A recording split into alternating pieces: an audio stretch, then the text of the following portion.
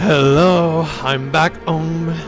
I just restart the stream because it's a maximum of 8 hours, so it's almost there anyway. You know, put down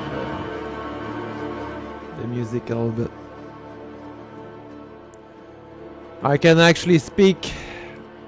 I was out of town. Now I'm good. I'm back on my computer. 6 hour. Nice. 6 hour. What can we do with 6 hour? It's nothing. 6 hour. 6 hour what?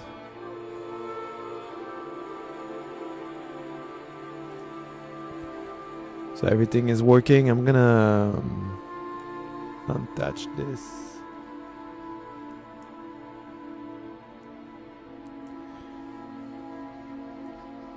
You know what I can show maybe? Let me check if I can show something. Is it legal, you think? I have some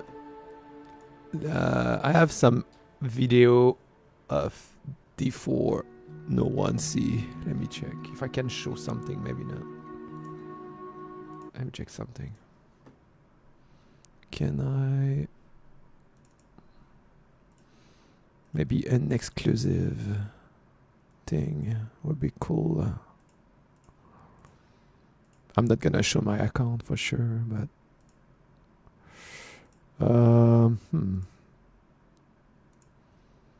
let me check something.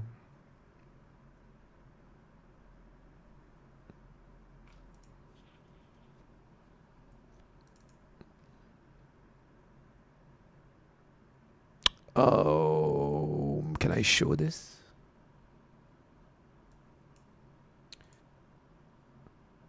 Oh, maybe.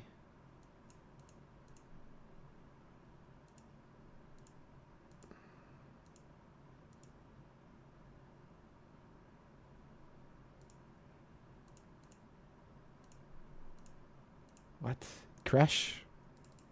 1 second.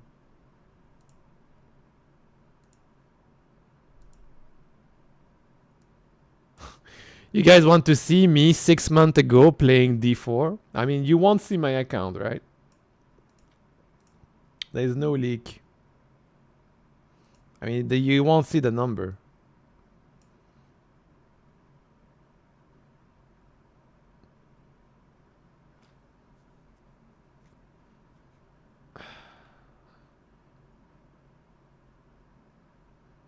I mean, there is a little of leak. I cannot show it. Damn it. Yes, there is leak. Sorry. 6 hour leak. Important. I mean, all the video I got have leak.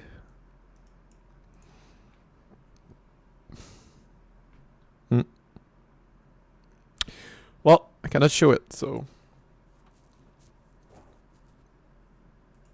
Cannot show. You can show. That's it.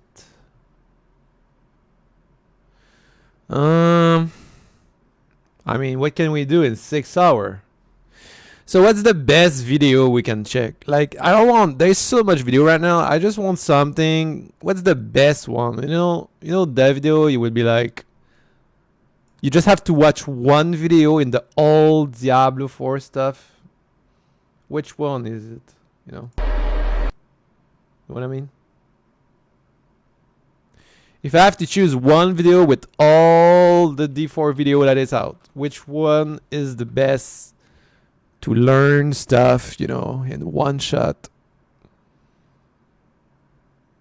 Let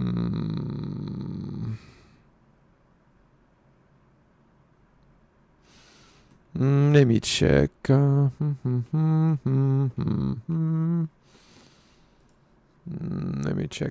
me check. I was listening something like on my phone today. It was actually pretty good stuff. It was like good, you know. It was a good video. Like, with the question was really nice. Where is that? video.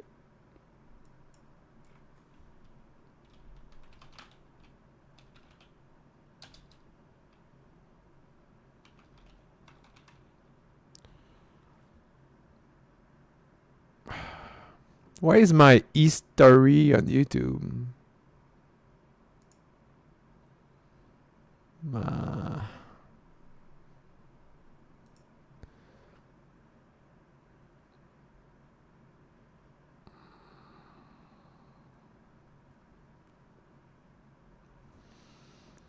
I can't find a video.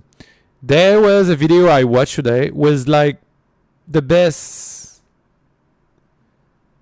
The best. Was just the best.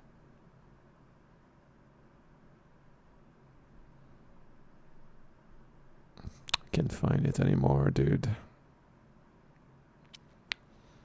I think it was hardcore.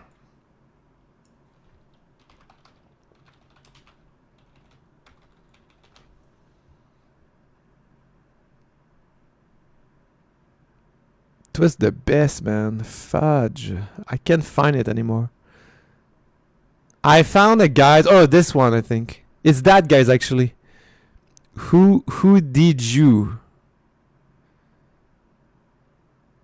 So that guy's made a video today. It was so good. Like, really. It was really good. Yeah, this one. Okay. So I think I found the best video you can get. This one here. A lot of information. A lot of information.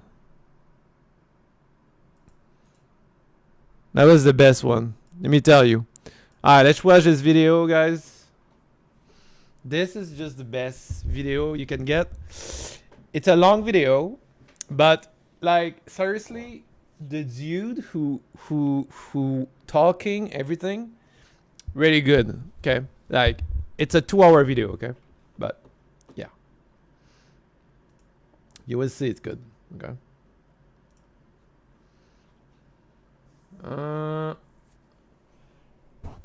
Let me check. Live scene. Oh, hey, I'm here. Yeah, whoa. Look, these guys, okay, they made a video. These guys made a video. It's very good, okay? Let me tell you. The video is really good.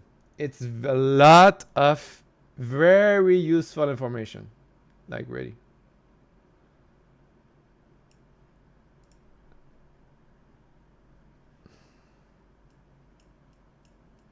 I think it's the best video you will find on the for D4.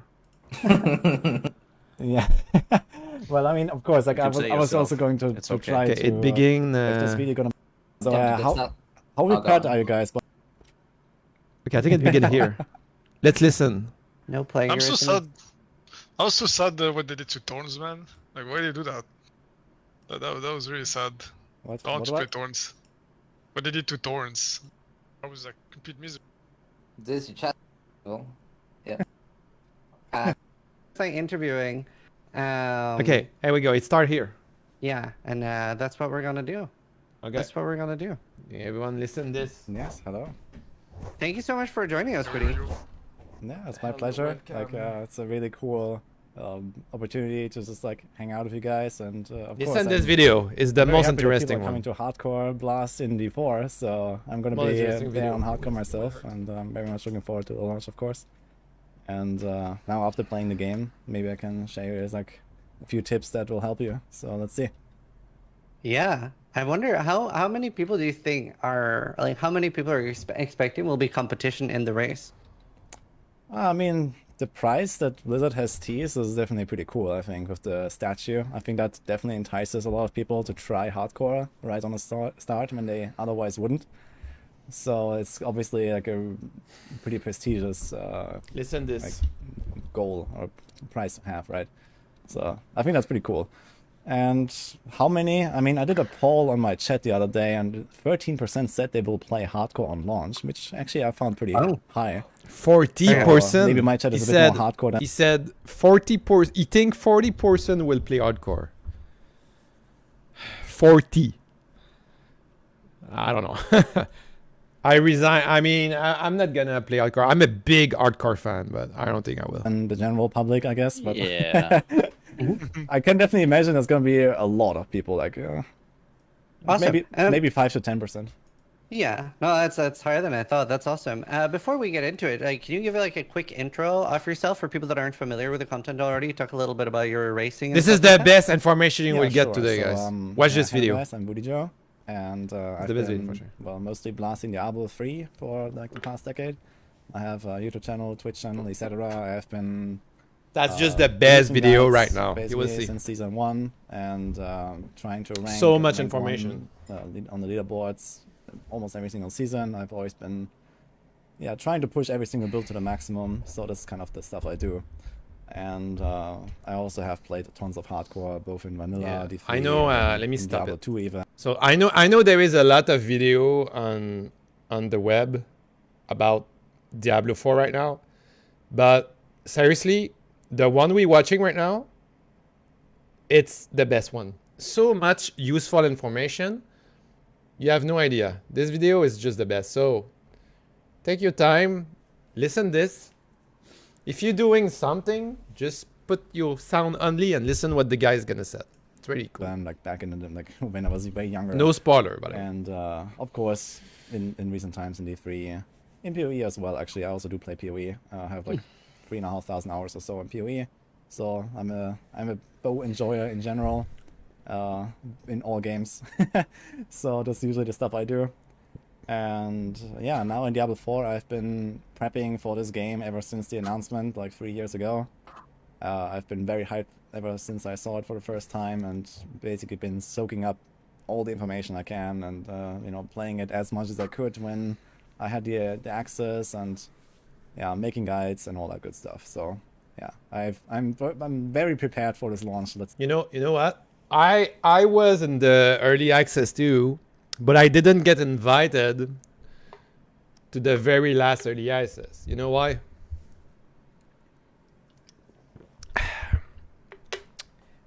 Because I think they didn't like the fact I didn't really appreciate the Diablo 4 game. That's why I think, and they didn't invite me back. But well, they want some critic, so some stuff I didn't like, and I said stuff that didn't work in the game. But well, I don't know if the reason they didn't invite me back, but well, I don't know. I wasn't at the party at the beginning, and they kicked me out. I don't know why. I mean, I said what I have to say. Like, if I said the itemization is bad, and you will see, you guys will play it. I mean, I said to Blizzard the itemization was bad. I said from 6 months ago it was bad. Let's see if they change it, but whatever. Say. How many hours did you get to try? Do you think the full early access stuff? I played it for like 50, 60 hours or so. So it was like around 10 days after access, and well, I had other stuff to do, but I tried to play like, you know, as much as I could basically. Well, Wait, well, how did many you get hours to? you play? I I spaced a bit. How many time you play? I just want to be sure. 10 days after access, and well, I had other stuff to do, but I tried to play like, you know, as much as I could basically. So you have 10 days of early access. Wow, and you reach max level in 10 days. I'm very surprised. Because I play for 1 month, and it was kind of long to level max level, like ready. So he probably played non-stop, I think. Yeah. Well, what level did you get to? I reached up to 80. Nice. Wait, no. He reached I 80. think- You see? So he reached level 80. Ah, okay, I got it. Because reaching max level is actually kind of long. Kind of. Because I play for 1 month, and it was kind of very painful because we didn't have the campaign quest. So it was like adventure mode and D3, and it was non-stop. So it was really hard for the brain because it was extremely boring and dull. So that's why. But when there was like no campaign quest, it was complicated. Maybe I'll throw you to Steel. Steel's they actually got a link to the sheet. Steel's community has so many great questions, so we'll start with some of those, I think. Let me put. All right. Well, first question. This is not on the list as is. Oh Why did no! Why did you put Rogue ahead of Sork? What's up with that? Oh, I guess you're referring to my class tier list. Uh-huh. Well, first of all, I'm a rogue enjoyer. I know that you're asking this question because you're a Sork enjoyer.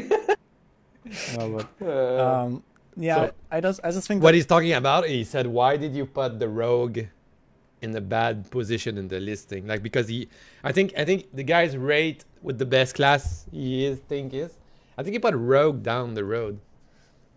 It's kind of weird.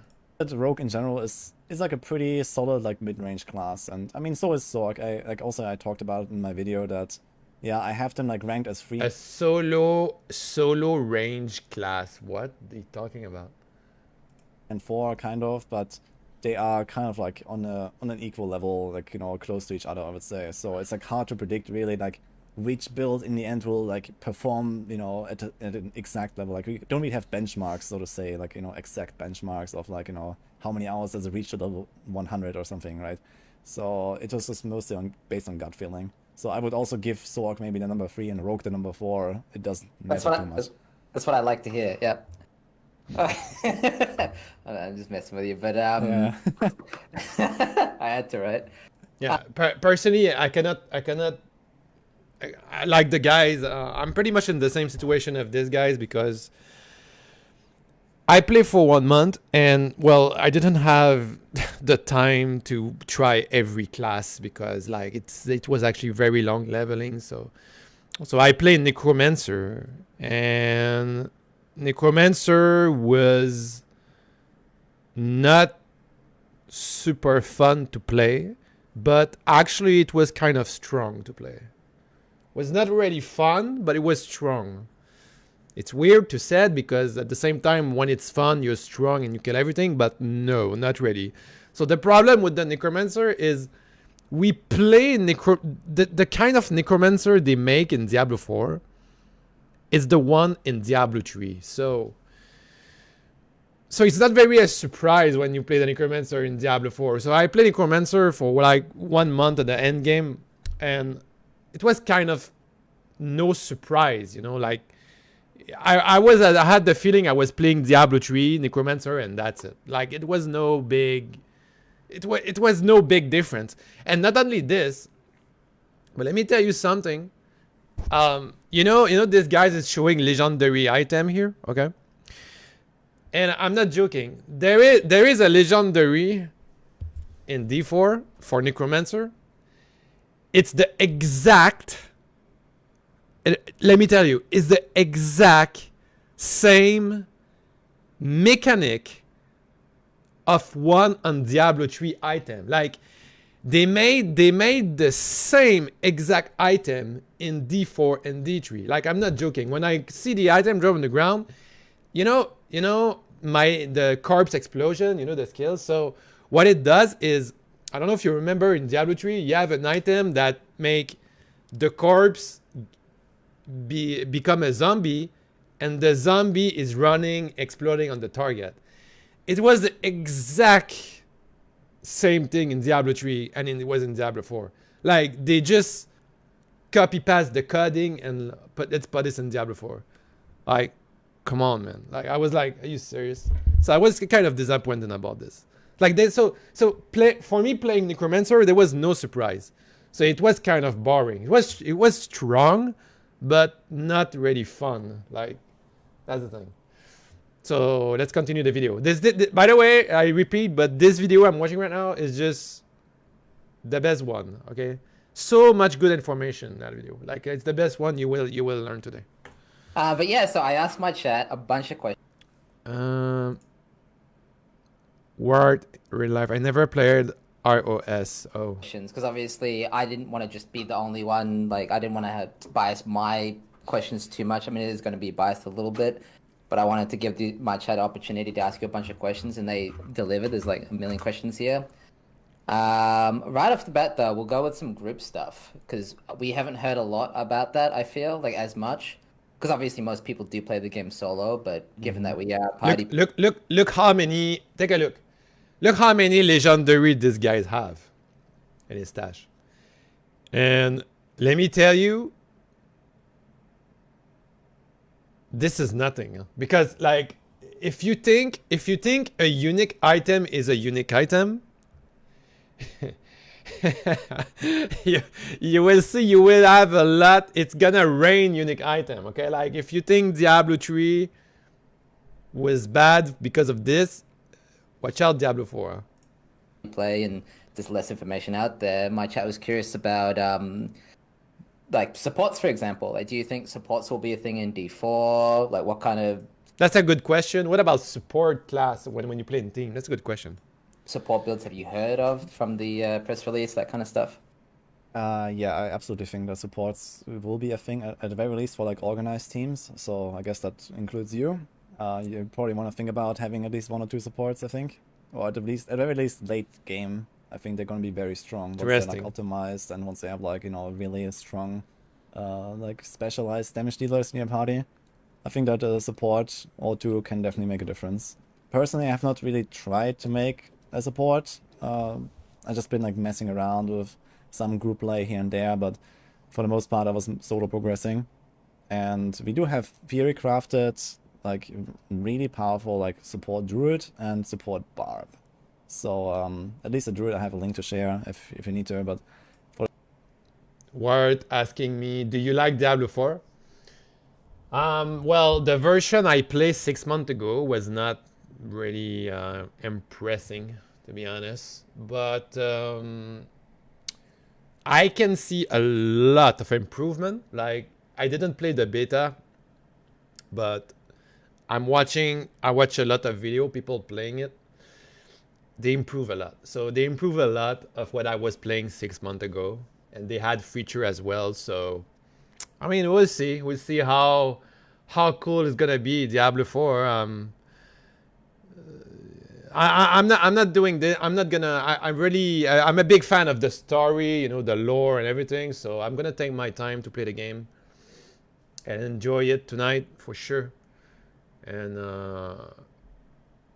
yeah, I mean, I love Diablo. It's just I was not impressed 6 months ago about D4, but it was 6 months ago. So I can see it's a lot more polished than when I was playing it. So we'll see what happens. For the barb, it's basically like the shouts in general are just super powerful, and they buff everyone with like lots of damage reduction and damage and everything. So now he's talking about. So the guy's got a question about what kind of support class we can make, So what kind of support class, like he said, barb and druid can be a support class. When you play in team, and you increase damage of other player, all the stuff. So that's interesting. I didn't know about that. So I think those 2 classes in particular can be quite an asset. Just off the back of that as well, do you think there's any end-game content where it would make sense to be in a group, like world bosses, or maybe pushing the highest tier nightmare sigils? Yeah, nightmare sigils are definitely like the hardest content. So by far, I think. Like if you want to push. Yeah. So he's talking about the nightmare sigil. So if you guys don't know, so at the end game, it's exactly like Diablo 3 pretty much. So you're doing like kind of rift, and I'm extremely agree with what he said. So it's probably the hardest content in D4. Just to give you an example, I remember when I did that, I passed 2 hours on a dungeon because I was dying nonstop. 2 hours. That's my longest dungeon I done. So I mean, yeah, maybe I was not very prepared for that. But still, it was extremely challenging, I remember. I passed 2 hours in one dungeon. That was insane. That was cool. I was dying all the time, but I did it. To 100, I think that's going to be by far the hardest thing you can do. Yeah. Like world bosses, honestly, they are kind of a joke right now. Yeah. So I wouldn't be surprised. So the world boss, yes, they are a joke. It's just like fun because it's like world boss. I think Blizzard. I hope Blizzard will do very nice world boss fight like the game Lost Ark, you know, like that would be really cool, by the way. So because the first 3 world boss you got right now, we're gonna play tonight, they are just trash easy, okay? Like, it's very easy, it's just fun, it's big, and there's a lot of player, but it's not very serious. Nice to see like a massive buff to world bosses at some point. Like if you are traumatized from Ashava in the beta or something, this is absolutely like reversed from like in the higher world tiers. Like I was destroying those bosses solo in like 2-3 minutes or something. Oh, So no. it was kind of a joke. That's disappointing a little bit. Hopefully, yeah. I hopefully mean, they might depend on the build. I mean, I had a relatively strong single target setup, so it might not be as easy on any build, but yeah, Actually- it wasn't really that hard, I feel. Do you think it will get harder with more people? Actually, like because I mean maybe the bosses are easier solo or with less players than with like a party of 20 random No, people. it doesn't work like this. Well, I did Maybe? actually some research on that. So No. from the server Guys, they slam, are when so we had the noob. Java- Dude, I have to explain everything. No, it's out of the track, okay? It's not working like this. Look, you think more player fighting a world boss and more the world boss is hard. No. It's not the mechanic. Oh my god, it's not how it works. I can't believe it. It's gonna scale your attack damage when you attack the boss. So give me one example.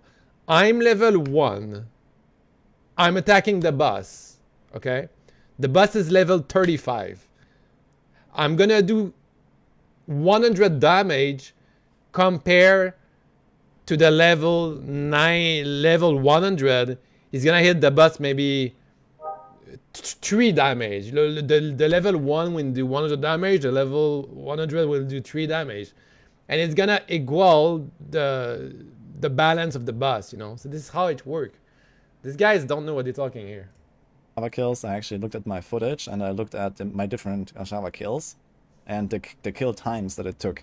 And I did have my solo kill and I had some other kills, so other people were It present. doesn't change anything. And it was always strictly faster when other people were there, even though I was probably like by far the strongest guy Yeah, present. they might be, sure, they have to put a little difference for sure, but that's what he said. It was a little bit faster. So it seems like it did actually not scale. Like the Yeah, world it boss, doesn't at least, scale. they do not scale, I think. This guy know what he's talking about. So in dungeons, that's different. Dungeons actually do scale. So this is where, you know, stuff gets hard, and also especially if you want to do like a, you know, like a Yeah, team dungeon- run to like tier dungeon scale. 100 or something. Yeah, like the dungeons do scale up. The dungeon scale, yes, they scale. So that's why it's the hardest content. That's what we know, but I don't know But exactly how much. It's And by the way, I just want to say something about dungeon. Okay, so dungeon are fun. Okay, so dungeon are the end game, and the dungeon are fun. Okay, let me tell you. But the rest I didn't like. So there is other end game stuff the guys will talk about. I can send what I learn about it and what I play about it, because I play the end game too. But let me tell you, everything about dungeon is fun. I like it. There is so much dungeon as well. So still more beneficial to be in a group than solo. I mean, group play in general is really OP. Yes, actually want yeah, group playing in group is OP. That can be interesting. I didn't know that. I didn't really play in group. to release like a full video on like We should make a Curse of Tristram clan. We should do that actually. I can be your guild leader, your clan leader, you know all the little and we can make this game very easy. tricks and all the exploits you can do, which I unfortunately have not done yet. Right. But in general, yeah, you can do some crazy shenanigans. Yeah, but Me and- actually, I was wondering. Oh, go ahead. Like, let's say you have like a very fast build that can clear dungeons so like very fast. Is it gonna be still better to be in group just because of the? I'm assuming the XP bonus is not that important. Not that when you like watch your 4. That's a very good question, by the way. Yeah, it's now the XP bonus in party is actually relatively insignificant. So I was a bit worried about this, but I've learned through the testing that the XP bonus is actually additive with other XP bonuses, including from the difficulty. So later on tournament you get plus 200% XP, and then the 10% from party bonus is kind of whatever. and it's like, you know, you have to have So he said it's almost nothing. If you play in group, you didn't get that much XP. You get a little bit, but 210 instead of 200 bonus basically then. So, Yeah, so it doesn't do anything. it doesn't do that much, Yeah. but the strength of party is, it comes from other sources. So it's like the Because you get more synergies. sigils, right? Yeah, okay. Yeah, you have the sigils first of all. You have in general you have a group composition, I guess, that, you know, kind of makes sense hopefully. So this is number one. Just like we are more powerful because of Four supports, sorcerers. or because you have like, you know, one AoE guy, one single target guy, or something like that. let me tell you what you need. What's the combination of a good group? 4 sorcerers. As long as you move together as a team, you can like rotate. Actually, I'm gonna be very curious. What 4 sorcerers can do in one dungeon? Imagine the screen, dude. Like it's gonna be flashy, like oh my god. Like, you know, CCs and damage reduction cooldowns and just like, you know, YOLO basically. So there are definitely these kind of things. Then of course it's like the exploration and the renown and the dungeon grind. You can actually like spread out and, you know, go to different zones, get all the waypoints, you know, share them to each other. Yeah. So these are these kind of like indirect group perks that exist that really help speeding it up. That's true. For the groups. Okay. And one So- important thing actually is what we learned. It's probably a major bug, but this is how it works, and it actually did work this way apparently, even in like the open beta and stuff. So it wasn't changed. But for example, you can complete dungeons in a split farm group basically. Like you can go into different dungeons and you can complete everyone completes one dungeon on their own, and it counts for the entire party.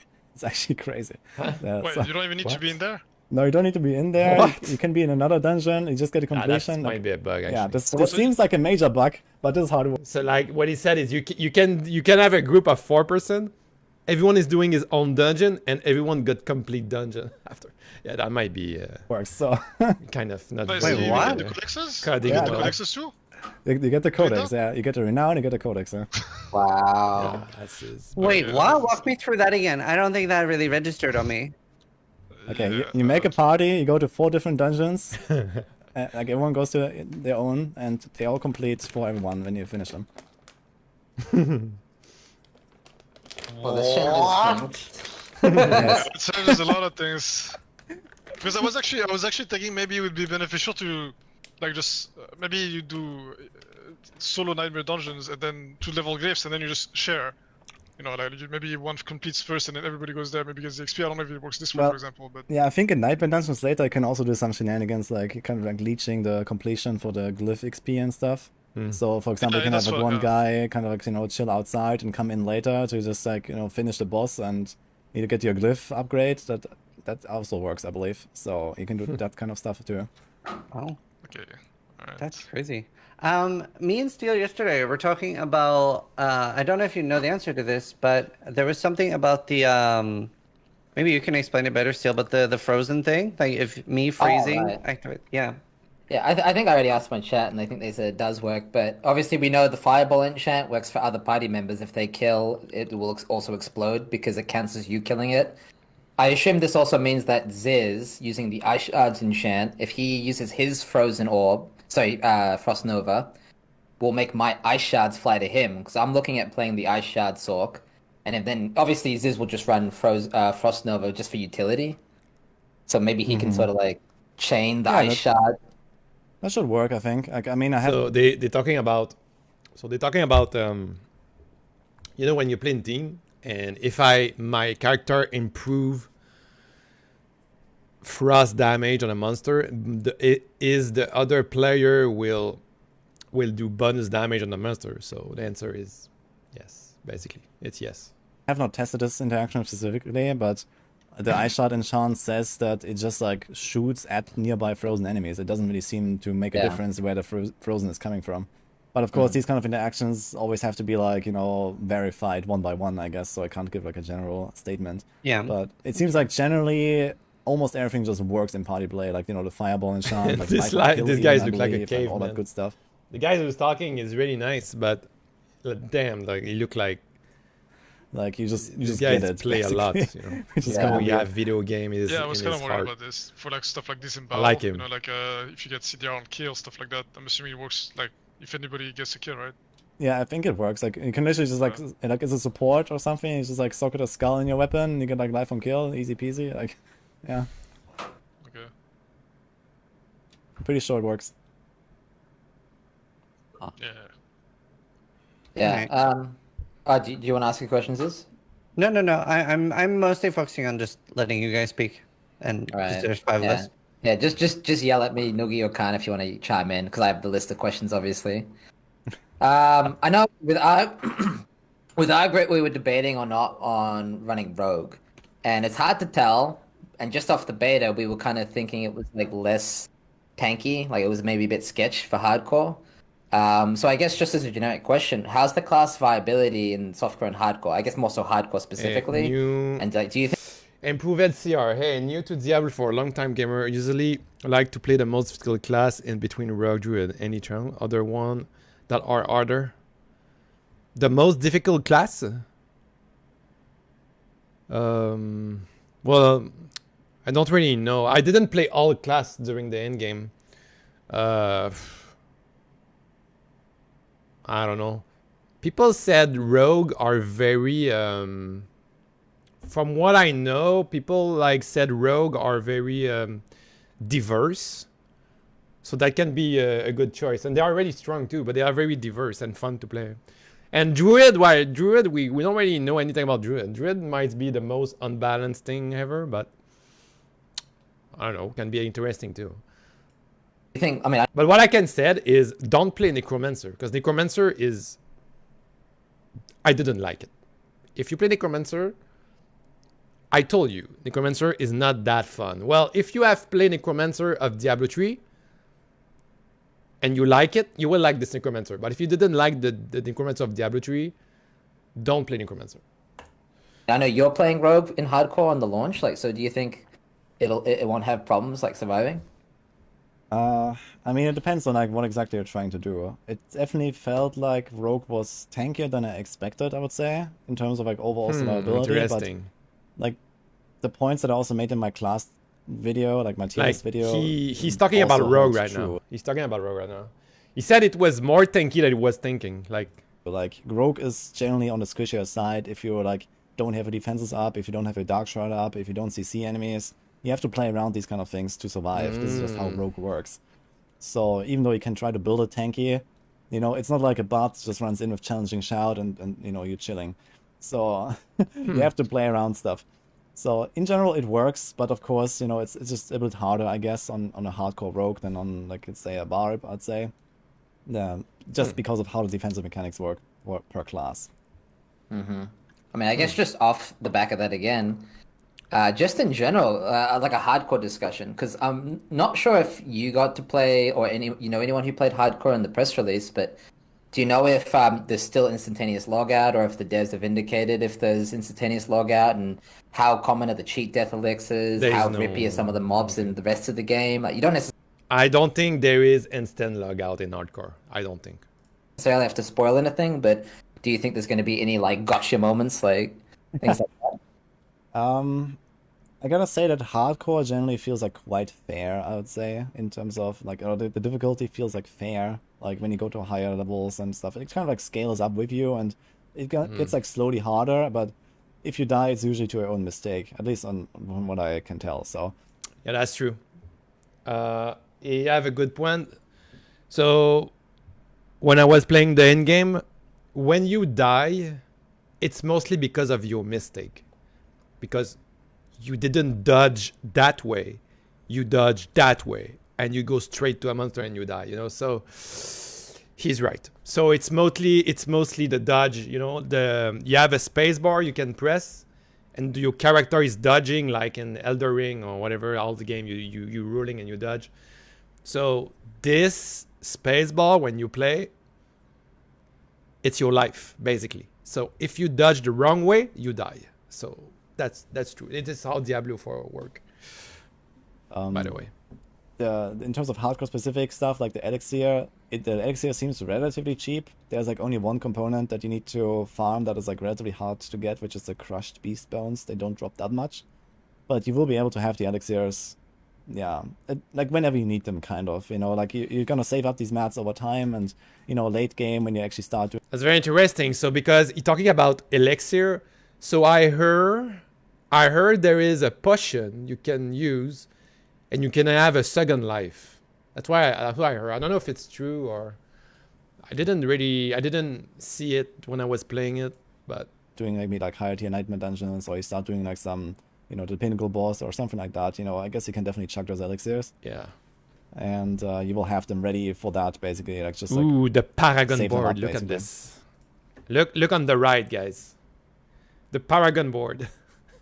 It's a lot better than when I was playing. So 6 months ago, I played this game. The Paragon was a big pill of shit. Okay, so but they really improve it. Oh my god, like they improve it by a lot. Let me tell you, like was not the Paragon board I played 6 months ago. So I hope it's a lot better because it was a big pill of shit when I played. and So- Interesting. yeah. I really want to ask. I've seen a lot of the different videos and the guy pushing to level 100 and stuff, and it seems like he wasn't pushing to level 100 in the hardest content, right? So to put it in PoE terms, if the hardest content is tier 16 maps, when you're pushing to tier or to level 100, what kind of like what percentage difficulty are you in? Is it like tier 11s, tier 13s? That's a good like question. that kind I of don't thing? actually know. I mean, I didn't do 100. Ah, I Yes. didn't know. I mean, 100 will be realistically almost undoable for almost everyone. So I expect tier 100, even on like a fully min-max super OP build, to be extremely difficult, mostly because of the lack of survivability. So Yeah. you have only limited revives. very hard. Or in hardcore, you have only. You see what he 1%, just said, guys? so Did stuff you really understand? Starts hurting on the Did you understand what he said? He said the game is hard. Like, the game is really hard. If you go play hardcore day one, I mean, you're gonna probably have to play very low difficulty all the time because the game is kind of hard. higher levels. And yeah, Rob, who has cleared it, I mean, he's a big blaster. I've actually played with him a lot in the past. He's like one of the biggest Diablo blasters ever, so to say. He knows what the hell he's doing, and was playing the best build in the game that is also completely busted through its unique. So, you know, this is kind of like to put it in perspective, you know, like a tier 100 is nothing that almost everyone here will ever clear, probably. At least not anytime soon, I think. Yeah, Yeah. I mean, Rob's video, it didn't look like his character was ready to do it in hardcore, for example. He was getting blasted left, right, and Yeah. center. So Yeah, Oh, yeah. exactly. That's Like, true. even So, like all so the they're talking about the guys Rob. You know, there is a lot of video today that come online. That there is a dude on YouTube. His name is Rob. Like this guy, this dude is popping video nonstop. Well, I can't find it. Whatever. So this guy is putting video When it's nonstop, available, it's and gonna be- he just showing the end game with ton of unique item and stuff. Like this guy's play, I don't know, like a lot. really, really tough to survive in those hundreds, I think. Like, I even had trouble. Like, I tried like a 60 Oof, or look something. at this, he almost died. on, Wow. on level 80. Of course, I was on a level still. There was still a lot of power to gain and not super Yeah. optimized. But even on tier 60, I was getting wrecked on my level Yeah. 80 rogue. So, Me too. You know, Yeah, so there's that's still what I probably mean. just a- What kind of level Yeah. do you think we will be doing? Well, okay, I mean, the general farming is kind of like... The general farming is expected to be your character's level minus 50, so to say. So, for example, for a level 80 character, you are expected to do something like tier 30. And then for level 100, you're expected to do something like tier 50. Yeah. So this is going to be That's true. probably kind of like the T16 mapping, let's say, in PoE terms. Okay. Yeah. And then, you know, there come another 50 tiers, basically. Right, so, So- it's basically delirium. Yeah, kind of. Yeah, you can probably compare it best to Delirium. Like, you know, like if you do like a tier 60 map is like the regular farming, don't and know then you about have like this. the 100% Delirium. It probably goes in more in that direction, I would say. Okay. And how often do you think there's going to be like things like on death effects, etc., that'll like really catch you out and you'll only recognize it after having died to it once? Not really. I think that generally like this stuff is like very well telegraphed and is also like usually quite delayed. So you have like the elite affixes like the molten and the poison enchant or whatever. So they have like some affixes, or I'm not sure. Are you sharing the screen right now? So I have it on my screen right now actually. I can, yeah. Yeah, and turn it on, and I can show you right So- now actually, because the footage that's running right now, I just have like B-roll basically, and this is actually a nightmare dungeon that has an on-death effect, which is called death pulse. So you What kill is an this? enemy and then they explode afterwards. So this applies to all enemies in this dungeon. You can see the different versions. Shit. So they actually really hurt if you stand in them, especially in like a big pack. So you have to Explode defeat the enemy? pack and run What? away immediately. But outside of that, I haven't really noticed like, monsters that just like, casually explode and one-shot you or something like that. So there's these spider hosts, okay, they pop as well. So, but you know them, right? You fight them a few times and you know the monsters, and there's nothing really that's what I would say like really caught me off guard, so to say. Nice. How many times do you think you died in your testing?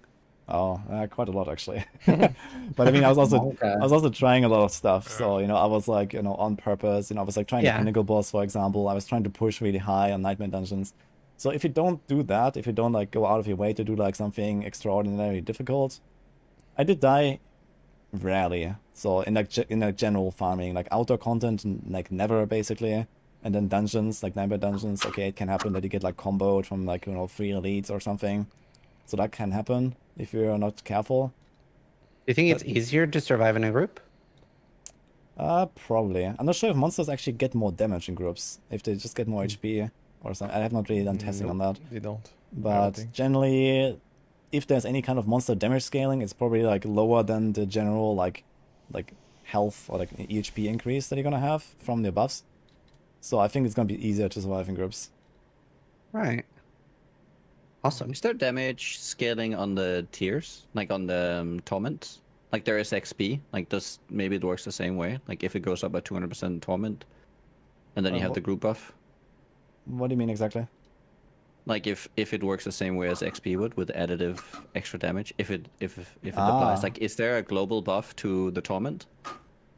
I mean, the monsters just scale higher in general. I'm not really sure if they get like another multiplier on Torment or if it's just like the higher monster level. No. But basically the monsters are like, it's like a level range. So, Nightmare is like Right. 50 to 70 and then Torment is 70 plus. So this is just how it goes. Okay. Yeah, I heard like part of the reason why Thanks, higher, Funk Doctor, by the way. higher tiers are so dangerous is the monster level difference because of how that interacts with the armor calculation, right? Yeah, exactly. You get like a Right. penalty when you're underleveled. We're not really sure about the exact formula, but it seems like that the more you're underleveled, the crazier it gets. And this is also why this tier 100 Nightmare Dungeon with like level 154 monsters is going to be really ridiculous because you're underleveled by 54 levels and you have an insane penalty. So, even if you have like a really tanky character, they just like burn right through your armor and you basically do no damage to them. So there's like a penalty in both directions, both your damage and your survivability. Did you And do any testing with armor versus health stacking, like at later tiers? Yeah, maximum life is really good. I can recommend. Right. So maybe that becomes better over armor when the levels go up. I guess generally you still want to stack armor and then just try to Or- like scale it really high if you can. I'm not really sure if like how effective it is. It's like really hard to test. That's the boring part of the game. Yeah. But basically. generally, Well, at least when you have like, there's like one aspect called disobedience. You might know it. It gives you like a stacking armor buff, which is Right. what I used on my rogue for the most part as well because Yeah. I was using a dot build and with dots it stacks up really fast. So this is like one way to get a lot of armor, and this is probably a way to have enough armor against these high level monsters basically because I was overcapping on monsters of my level. Interesting. Well. I didn't know about that. So sorry, carry on. yeah, I'm just saying that at least if you have this aspect and you have like a dot build or anything that hits like many times, you need like the way this aspect works, you have to hit a lot. So you have to either produce like 10, 20 hits per second, or mostly through dots. So this is definitely a way to get a lot of armor though, and can help you with the survivability. And then maximum life rolls, I tried to put them on my gear, and I had like some high level items. I had like over 1,000 maximum life on like a ring, and then on a chest piece and stuff. And just like 2-3 items actually gave me like plus 50, plus 80% EHP or so. So this was pretty impactful. Oh, How about interesting. resistances? That's cool. Because resistances, I think in this game they work. It's multiplicative. It's not additive, right? Or did I- Yes, exactly. Resistance are multiplicative, and they're generally really awful. So Yeah, Really? Yeah. they're really it didn't bad. look very good. Resistance do Yeah, nothing. so Yeah. it's like okay, if you want to like specialize against like a certain like elemental type. That's what For I example, said. like, you know, you're fighting Like- Resistance do nothing. So there is a lot of stat in this game that do nothing, and it's ridiculous. Like, really, you will see. a hypothetical Uber boss that does not exist yet, I guess, that would have like only lightning damage and you can stack lightning res. In that case, it would be Yeah. pretty good to have resistances, but generally resistances are actually not I mean, really a in good stat. PvP, okay, maybe in PvP it can be useful. Imagine I'm a fire source, and I'm going in PvP, and the guys have a very large amount of fire resist. You know that in PvP it can turn, but well, we'll see. Like there are other damage reduction stats that are just like more impactful. Yeah. Makes sense. I've heard a lot about this pinnacle boss. Some people are saying nobody killed it. Other people are saying people were killing it in 10 seconds. What's the deal?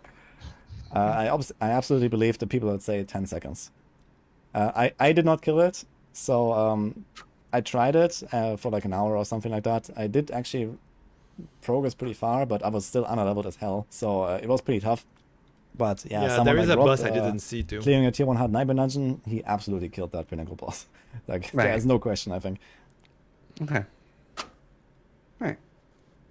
Yeah, there Steel, is a do you boss. have more questions you want to ask? level Plenty. 100. So, So basically, so, there is a special boss when you reach max level, and I haven't seen it, but it looked like there is one. I haven't seen it. obviously, we touched on it a bit earlier with the elixir, but just in general, how do you think, like, how much do you have to gather resources? Like, do you have to like not do a night message because you've ran out of a certain elixir or incense or anything like that?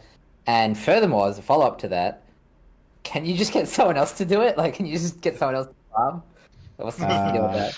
Oh, Okay, so number one, I mean, you get elixirs on the way. Like if you do some side quests, sometimes they reward you with Yeah. elixirs. Sometimes there's also like a rare chance of like elixirs just dropping from an elite, I noticed. Yeah. It's just random elixirs. And I mean, you want to do the renown grind early in your progression at Yeah, some point, like that's after true. campaign or so. You do the Good renown tip stuff, you're here, gonna do that. everyone. Listen this. Don't do your quests and do your zone quests and take your time to play the game because you will have to come back after. Okay, just a tip. A lot of outdoor stuff probably. He's gonna pick up some herbs here Do outdoor stuff and don't rush dungeon. and there and stuff that you find. So I never really had trouble with like running out of elixirs. I had like so many elixirs that I just gathered from quests and from drops. They were not really the right ones, but at least I had something to pop all the time. So if you want to have like a specific elixir, you know, like the perfect one for your build, you know, the lucky hit elixir for your sword, or you know, crit elixir for your rogue or something, those can be costly to craft for sure. At least the good ones. There's like multiple versions of them.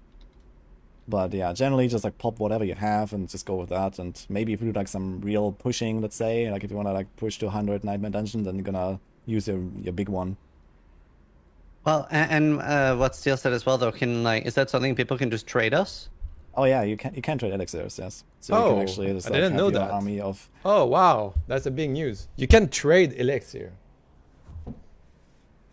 That's cool. gatherers running around and We bring would your elixirs. never. We would never. Definitely That's will. cool. That's why I want the race to be SSF. That's the first time I hate hear it, but something you will. can trade. Kind of related to trading, actually. Rise was curious. Do you think there'll be do you think there'll be any economy related to things like elixirs or farming rare items? Good Like, that question. you can track aspects on. Good Like, do you question. think gold will serve a purpose in the have an economy and all that? Yeah, I think there will absolutely be an economy. It won't be in the game. It will be like third-party websites for sure, but there will be like rare items can be as good as legendaries, so there's no restrictions on like rare items that would make them worse.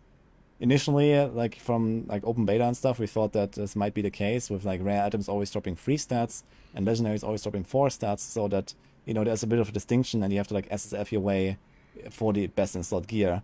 But that's actually not the case. So the rare items can have the same item power, and they also have 4 stats later. And for elixirs, I mean, I think elixirs are just going to be like some type of currency. So people that can't pay like 50 million gold for like a GG item, they might just offer you like, hey, 10 crit elixirs, let's go, or something like that. Right. And I mean, I would take that sometimes. And Let's is speak gold about items. important? Sorry? You can go first, Card. No, that's kind of related, probably. Right. Go Is how yeah. Talk to us about gold. Like, what do we need it for? How much do we need? And like, yeah, A will lot. we need to care about selling things? Yes. So basically the way I did it, and I think it's like the best strat basically is just like you salvage as much as you can in the early game, like when Yeah. you're leveling, 1 to 50 or something, 1 to Yeah. 60. Just like salvage everything. Maybe whenever you need gold, And you after just this, start you sell selling a bit, everything. and then you sell as much as you can. Or I just did the everything same thing as basically these guys. later, because as you go higher level, So I did the exact same thing as these guys when I was playing. So at the beginning, you salvage. And at some point, you're like, what are you doing with all this mat? And after this, you sell to vendor and you're getting money. the salvage stuff doesn't really increase anymore, but the Yeah. gold value of items increases. So you just want to try Yeah. to get the gold later, so to say. the strat. And yeah, you definitely want to have Makes gold, sense. especially if you want to like respec a little bit here and there. Yeah. I mean, okay, if you also want to buy items from other people, I guess it's not so important in like a racing scenario, but in like an overall economy, where you know, let's say you play a season for a long time or something, you definitely want to stack up on gold so you can buy stuff from other people.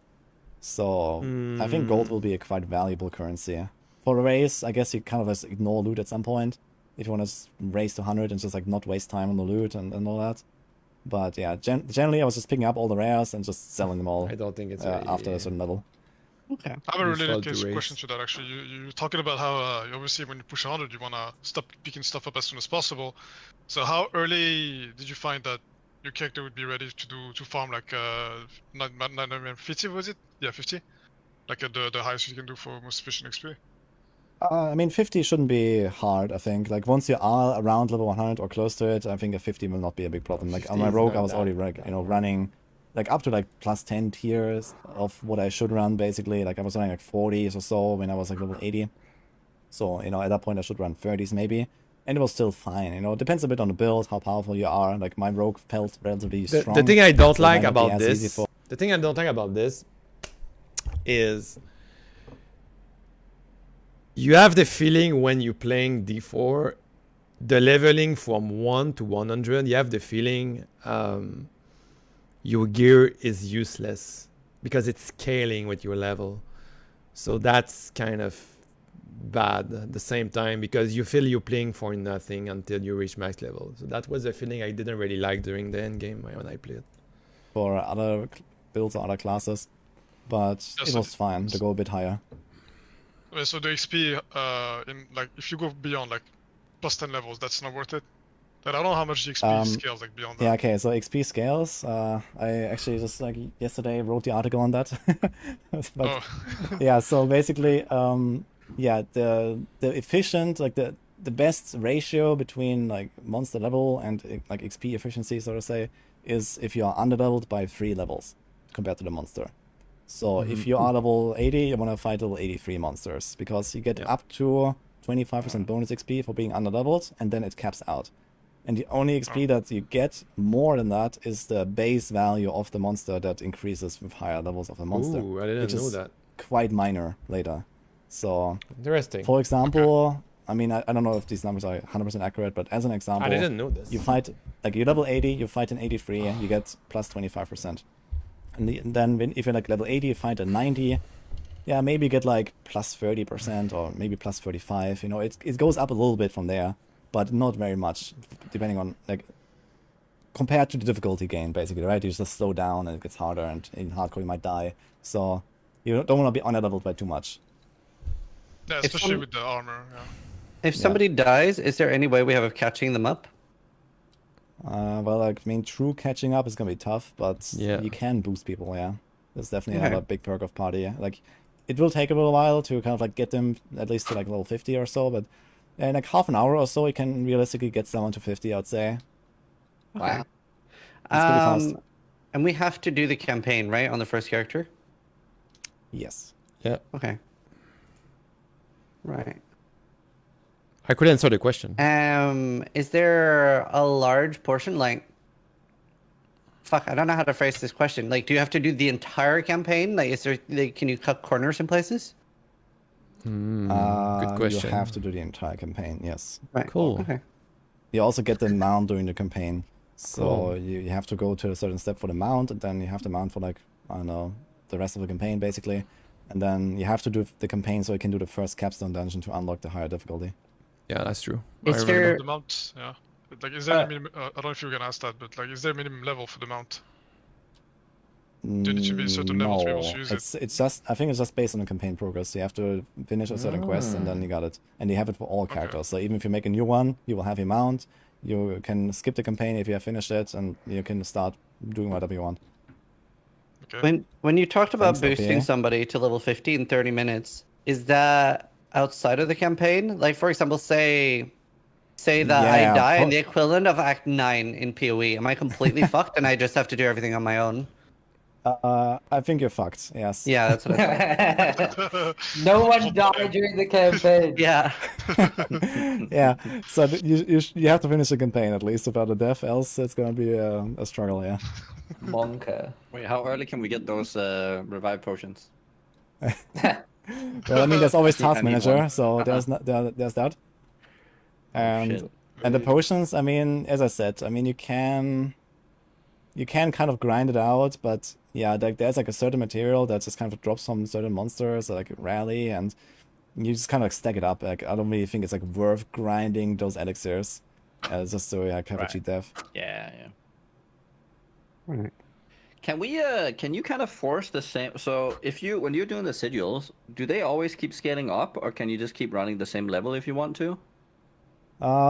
Yeah, you do find a lot of sigils. So when you do like one nightmare dungeon, I guess you find something like on average maybe 2 new ones, and they are usually like around the level of what you're doing, sometimes a bit higher. So most of the time you can kind of like sustain it, or it like slowly moves you up basically, and you also level up Okay. slowly after a few runs, so you can go to the next Right. tier.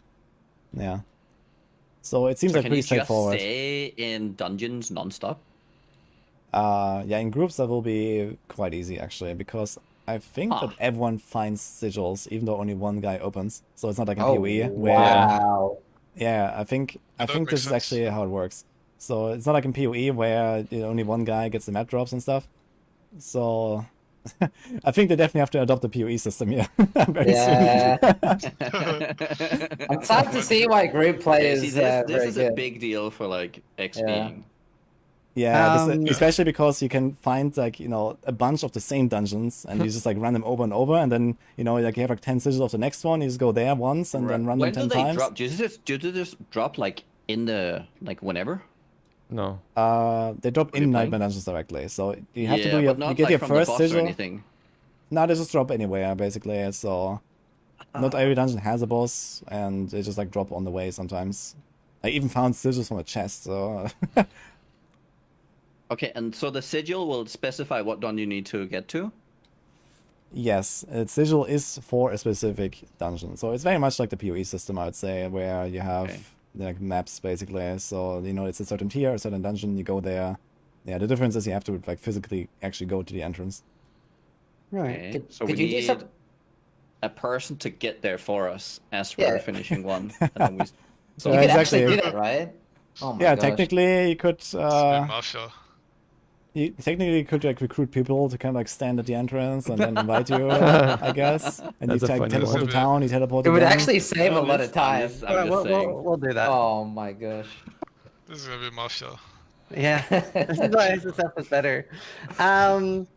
Oh yeah, do you have a list of like where there like are all dungeons kind of comparable, or is there like some that are like this is clearly better to farm for the 100 race, like you want to spam this dungeon? Yeah, this is like pretty hard to do right now. Like I did not actually have enough time to really collect like a lot of data on this. I mean, I have like Yeah, some me footage too. and I ran them all like a few times and stuff. Diablo I have God, a yeah. general idea and a gut feeling about dungeons, but generally I would What's up, say it Igor doesn't matter Mungos? too much. Some of them are a bit like more difficult, I would say, just because of the monster types. So this is probably more what I would focus on here, like the survivability of your characters in certain dungeons. Like, some are just like filled with whoops. these ghosts and Like personally, the question he asking is there a difference between dungeon, like certain you want to farm certain type of dungeon versus some type of dungeon? So the guy said he don't really know about this if there is a big difference. But I'm also agree. When I did dungeon a lot in the end game, honestly, it was kind of random. So I don't think there is a big difference. Like I don't think you want to farm a specific dungeon, except there is some quests. I think it's there is some quest stuff. I think it's class quest stuff. Like you need to farm different dungeons, something like this. But I don't remember. Archers, been a long and they time just ago. blast you. You iPad? And others Yeah, are kind just of. more straightforward. But yeah, there are definitely better and worse dungeons, I would say. Right. If you were gonna set up a group with just the because you're playing solo, right? But if you were gonna have a group with the sole purpose of being the first group to 100, what would be your ideal group composition? Phew. I have not really thought about it very much because of the solo prep.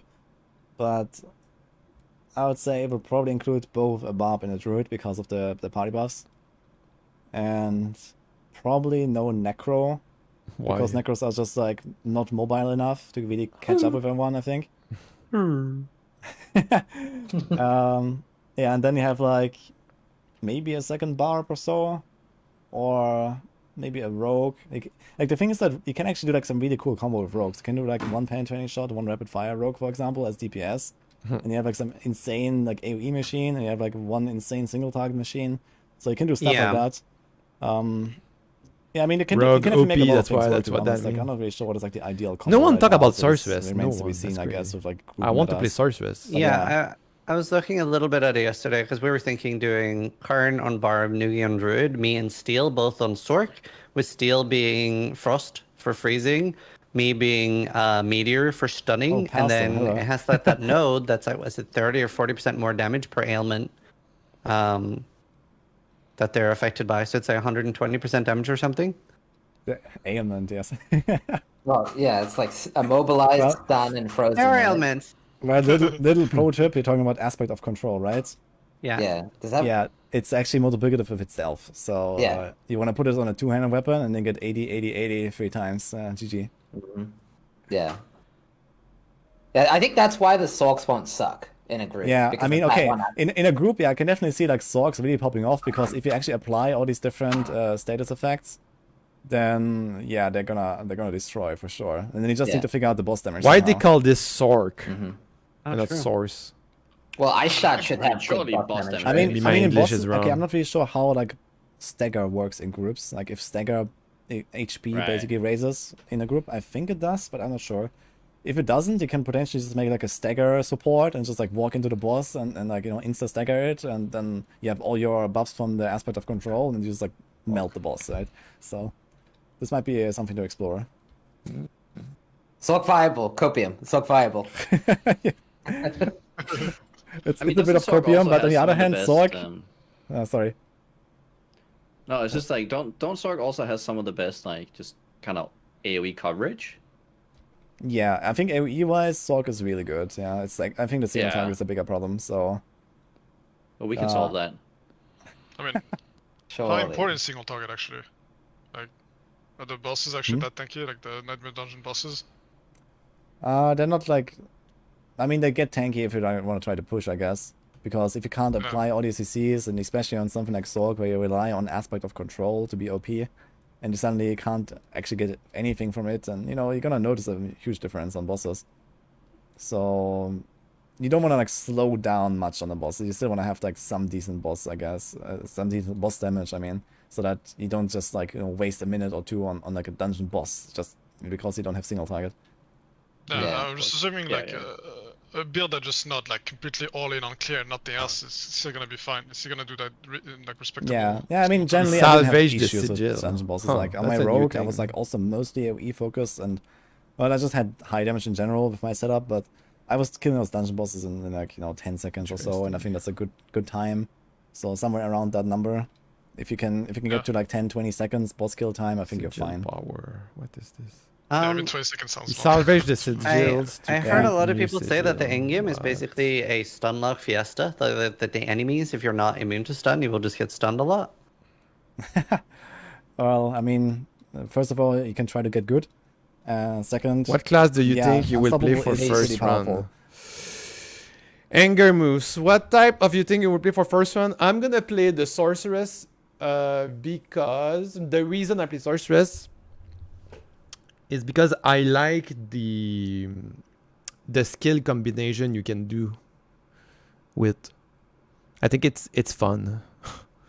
That's it. That's the only reason. Because I think the sorceress is a fun class to play in general. Like the skill system of the sorceress is like the best one, I think. It's the most fun one. That's why I play the source. I just want to have fun, you know. So, And the worst is the necromancer, by the way. if you From my point of view. don't have Unstoppable and you don't know what you're up against, like if you don't have any idea of what the monsters actually do, then yeah. But I haven't tried Barbarian, Druid, and Rogue. So I cannot really compare, but from what I see and what I play, Necromancer is the worst. Sorceress is the most fun. In terms of fun factor, I didn't say it was the worst in terms of damage, but in fun factor. So what's the most fun class for me is the sorceress. I would probably go Bard just because I will like the character.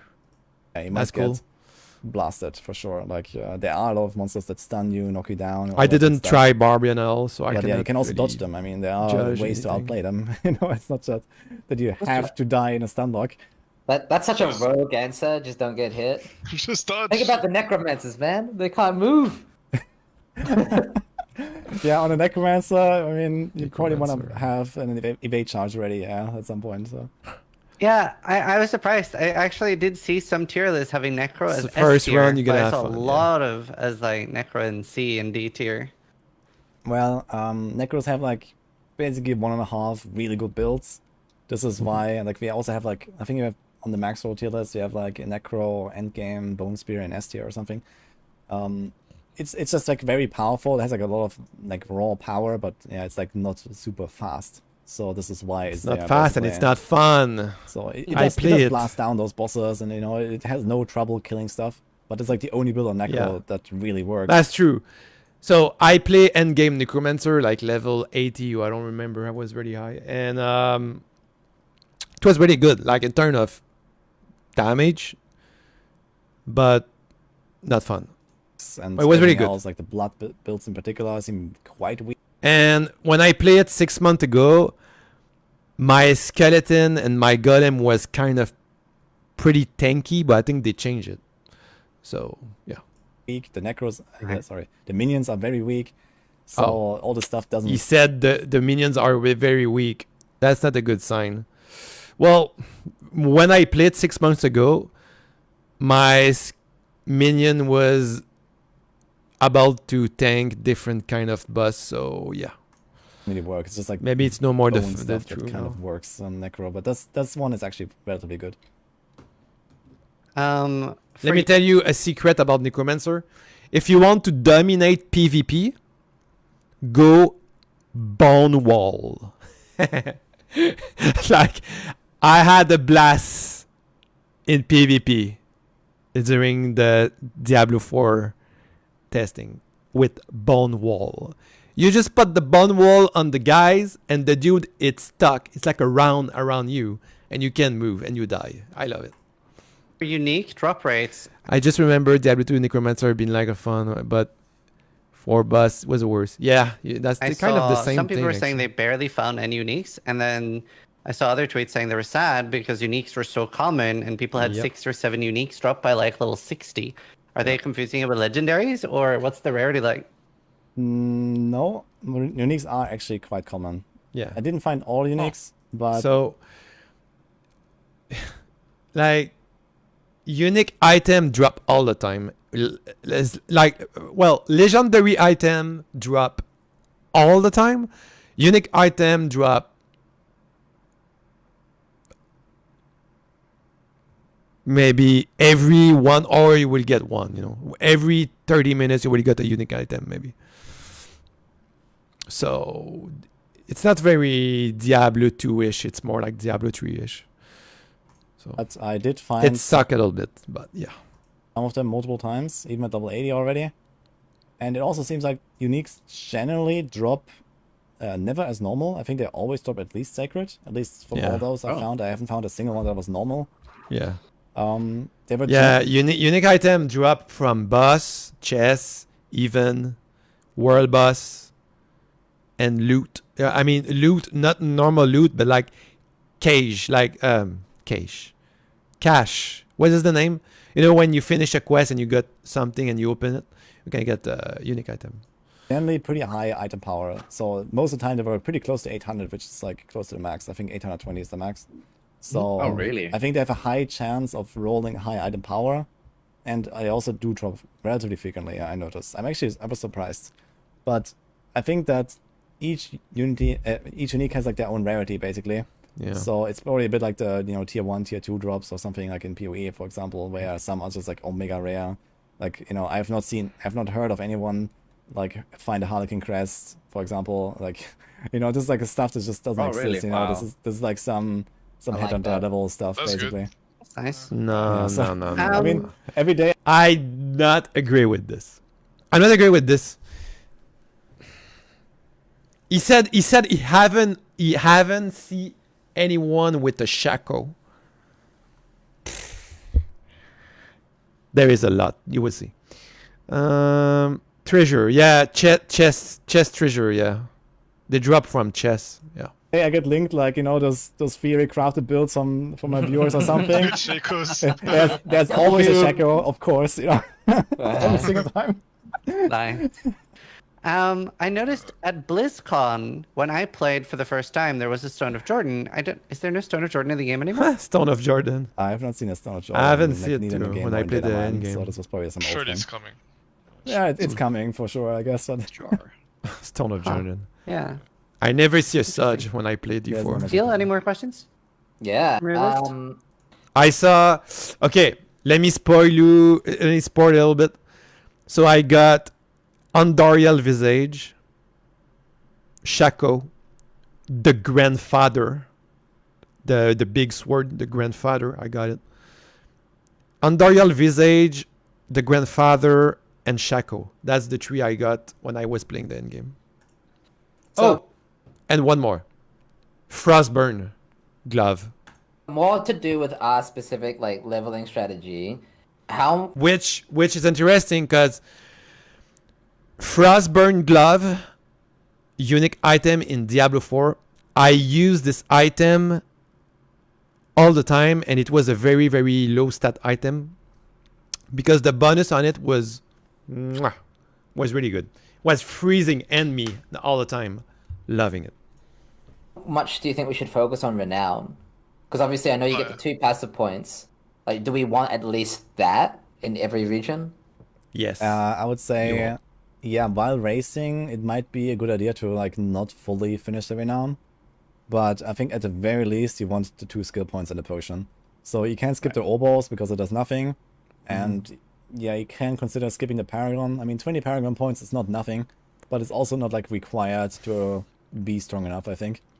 But the skill points, I would say for sure you wanna get that, and it's relatively fast. Just like exploration, waypoints in the altars, already brings it like halfway there he or died. something. Like Oh my do god! a You few see that? You see how dungeons. fast he died? That's Oh my basically it. I think to god! get like to renown 3. It's not gonna be What such if, a what if we crazy- completely split up and just did like 3 dungeons each in a region? Yeah, I mean, if you do that split up strategy and it's not fixed, then yeah, it's gonna be real fast anyway.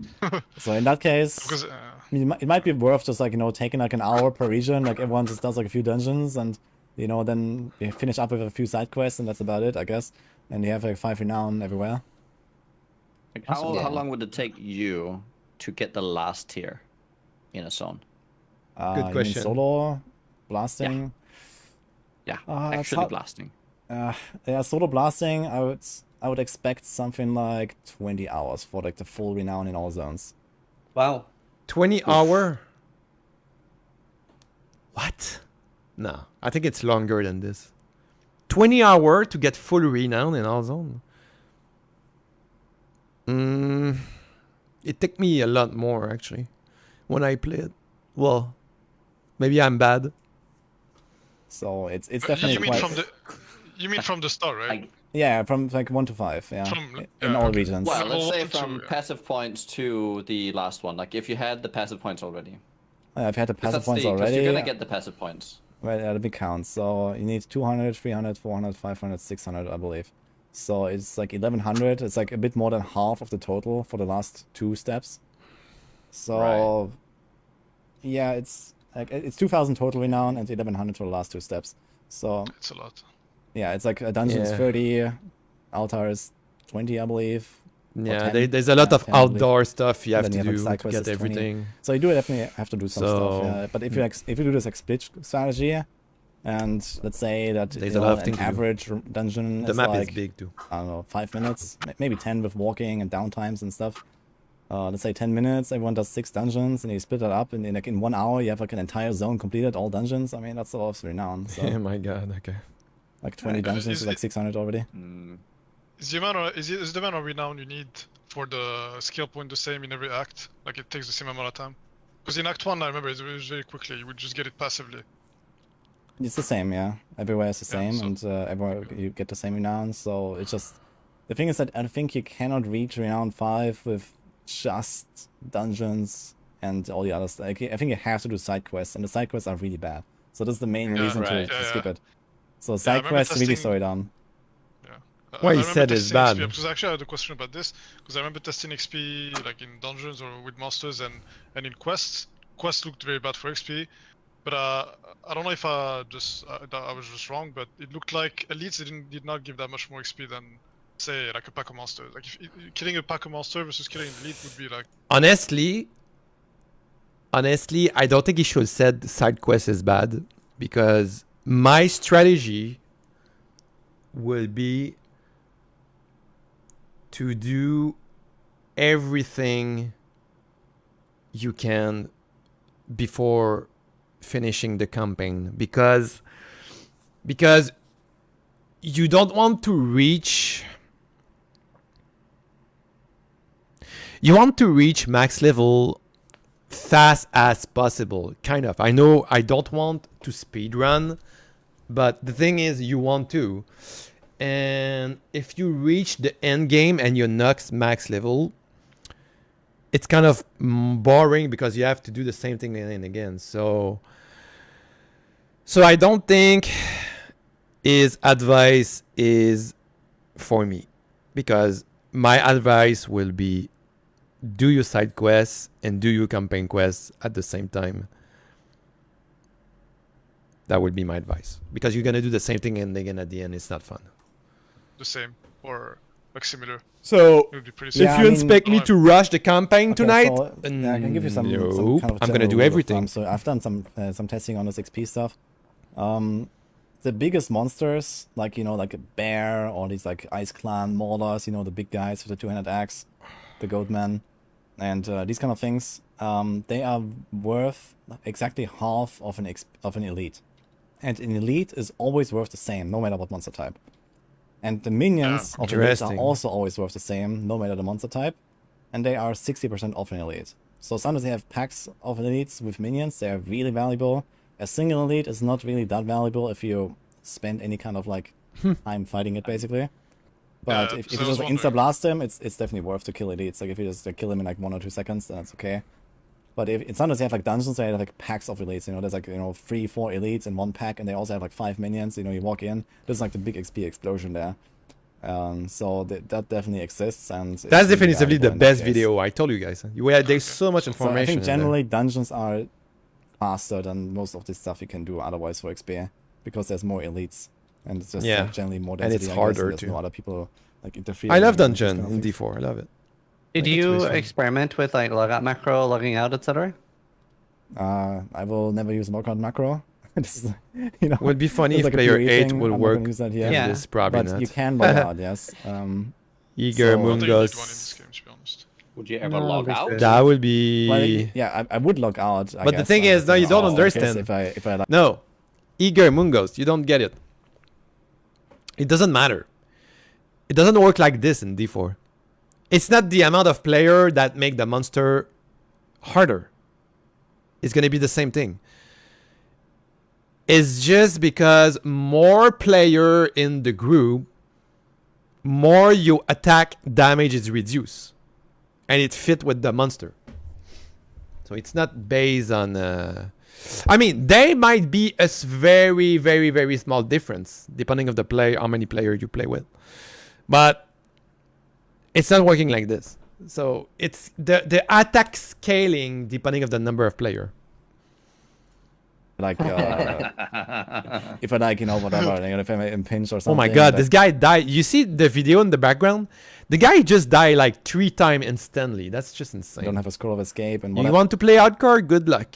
right? So the thing is that I'm not 100% sure if the logout is like safe. It seems relatively safe. So this is a big problem, I think, that I need to fix at some point. Mhm. Right. But Is it a problem though? Yeah, I think it is. I don't think it fits in D4. I mean, you are PoE guys, you know, you're used to logout macro. Oh, okay, but the, in the way I see it.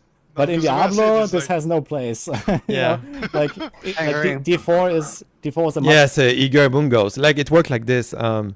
Basically, if you have a world boss with 20 player, the world boss is not is not stronger, but the player have the damage split and stuff, you know. So so all player have the same balance damage, you know. Like by the way, so it's not. Much more fair game in hardcore terms. But the monster can be harder. I don't know. I don't know about this. Maybe there's a little bit difference, but I just don't know. We will see tonight. So to say, than PoE. So That's true. Yeah, I don't think it makes sense to have it in D4. I think they Yeah. should I mean- like.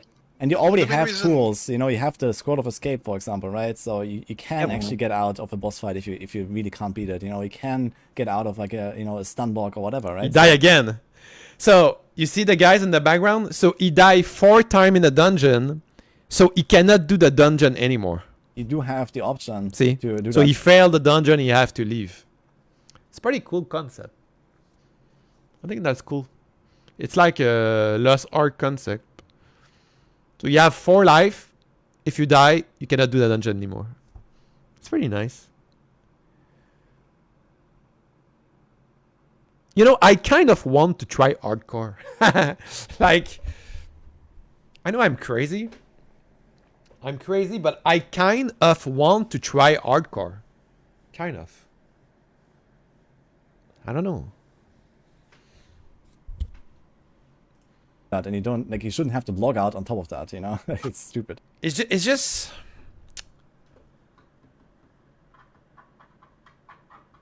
I want to try, man.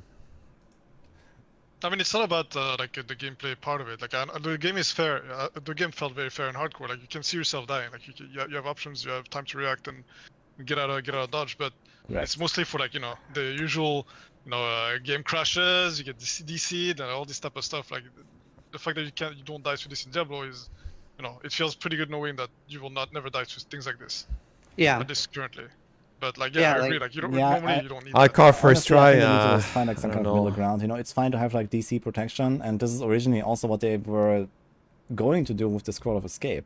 So the Scroll of Escape was supposed to be like the DC protection. Like you find them, and they're like relatively rare, but when you DC and you're like in combat, then it like auto triggers and it just puts you in town or something. But you Nice. can't do this like all the time, right? So you can't just abuse, like. So you see, you have a scroll. Okay, I didn't know about this. So if you're playing hardcore, you have two things you can use.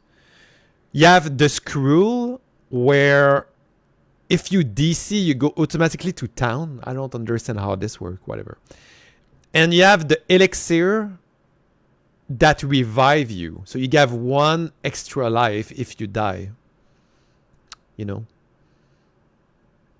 That's cool. So you have two things that can save you in hardcore, which is interesting. DCing yourself on purpose, basically, because Yeah, the scroll is if actually it's there. rare, Exactly. Yeah, it Yeah, would make sense. and I think the system made a lot of sense, but the way that the game currently works is you just log out and you're instantly gone, and the Scroll of Escape is not even doing its job. Like, it's literally not working. Like, I tried this extensively in the open beta and the server slam, and I also, wrote like a huge list of problems with that whole system because it's so abusable, and so, yeah, I'm not sure if that's fixed for launch, but I kind of doubt it. Yeah. Yeah, no, I think that would be a lot better if you couldn't log out. I mean, long term, I expect this to be fixed. Maybe they just didn't have time and they prioritize other stuff now and whatever, but yeah, right now, like, yeah, like it's kind of sad to be honest. So with hardcore, like I think there's gonna be so many people that will, just abuse everything there is basically. Like DCing, task manager, like it's crazy what you can do. So, like you can literally revive your character with task manager. Like I don't know. I don't think is that even true. What? Like, Yeah, I did it. Yeah, I did it on the server slam, like in like 2 weeks ago or something, or 3 weeks when it was. I mean, What? didn't we do Because that? Yeah, we tested Yeah. it, and like if you saw Yeah, yourself die people in would game, die, and then they would come back in and be alive. no, Exactly. they would. We would like okay, other players would see them die, but on their end, they're not. They didn't. They didn't die. If you They get logged the out if you before. get the if you got the death message, I didn't find a way back. No, okay, I can literally show this right now. I made a video about this. What? I think this was from open beta, this video, but You find a I'll way show to you. 1 revive. second.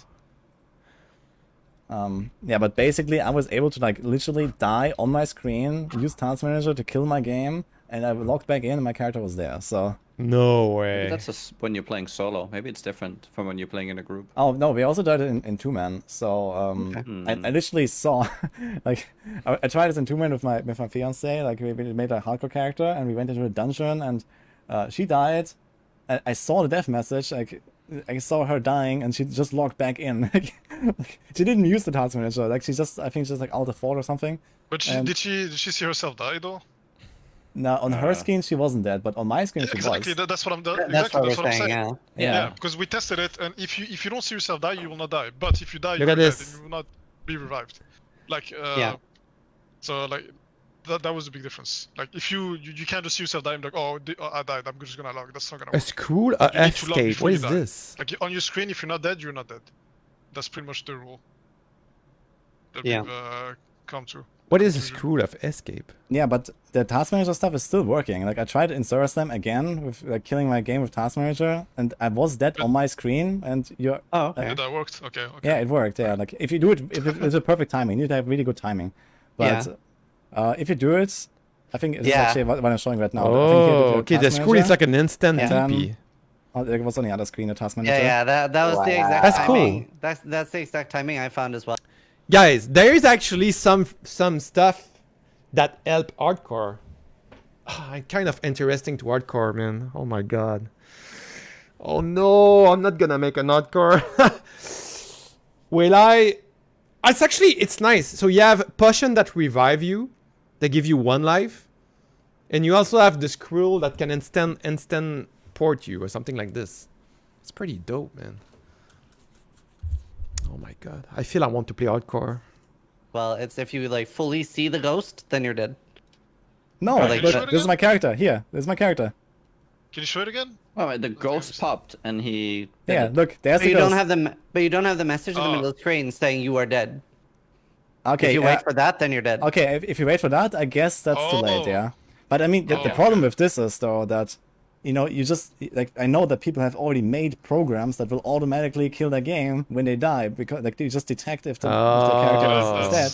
That's And lame. They DC, That's they Yeah. close the You game You can before have you like die. a posthumous like resurrection Oh my again, God. basically from the That program. is crazy. Yeah, that's very lame. There's no point That's in playing very cringe. hardcore. Yeah, so this is like if that actually works that way on launch, like this whole race stuff is it's kind of sad anyway. So Okay, Yeah. I see. It's very tainted. But I heard that even in softcore you don't have the cheat death elixir. Is that a thing? Is that true? yeah, softcore doesn't have it. Yeah, Oh. I remember by the way here on this dev that I'm just showing right now. Actually, Oh, you don't have the cheat death elixir in softcore. No way. So you have 1 life in hardcore. How? This is really interesting. So you don't have the chief death in softcore, only in hardcore. What? Well, that's pretty cool. I think I want to play hardcore now. she had a prediction because I was like trying like more and more risky things basically with like trying to kill my character. Like I Well, started that's with pretty like nice. just like DCing. That's pretty cool. Did you hear that? So they make some stuff for the hardcore. No way. That's nice, actually.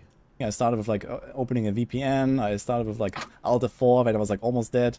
Yeah, and it was like doing predictions every single time. I know that on this task manager one, like a lot of people lost a lot of points. Because everyone So thought he I was disconnect dead when his I game wasn't to dead. not die. Oh my gosh. Oh, that's crazy. Yeah, I hope that fixes. I feel like D4 doesn't need a log on macro at all. Yeah, it doesn't. That's You good. have I slow promise- escape, you have so many things. Not to revive my character with Task Manager. Okay, I promise. Nice. Yeah. Yeah, I mean, I'm it's just not the stupid, four. yeah. I kind of want to try hardcore now. I mean, Nice. I think it's fine to, like, you know, as long as they don't fix this logout timer, like, you know, to maybe use that for now, but I would also really like to see that gone, you know, like, if you log out, you should have the 10-second timer, and you can't just get out, you know, like, anywhere. Like, I mean, it's kind of stupid that you can just, like, log out instantly like, in this game. I think it makes no sense. I really like the scroll of escape thing, and even having it Yeah. have like take half a second or something. And if you DC, it takes half a second. Yeah, I normally exactly. would not like- agree with that statement. That okay, you need 10 seconds, but because the scroll of escape exists. So you have a scroll yeah, and exactly. a The push. scroll of escape is exactly the I mean, solution I to like. basically. I really like the fact if you play hardcore, you have one chance to not die. I like it, but you need the potion. I really like this concept. I mean, I know hardcore is you're dead, but I mean, at the beginning, I like it, but I think at the end it's gonna be stupid to have a potion that doesn't kill you. But I think I like the fact, like at the beginning, it's nice to have a potion that doesn't kill you. You think logging gonna be how long as when Diablo4 release? I don't know. I was not there during Diablo4 release. Sadly, I missed it. So I don't know what happened. I know there was a error 37 thing meme, but I was not there, so I don't know. Basically all of these problems, you know, you Yeah. just need to make it work properly, and then Yeah. it's gonna be fine. So Yeah. I really hope they're gonna do that. Like, imagine how perfect it would be if scroll of escape takes 0.5 seconds to work, and it can work when you're stunned. Anything, it works if you DC anything, but there's no cheat death elixir and no cheat death on Sork. That would be so good.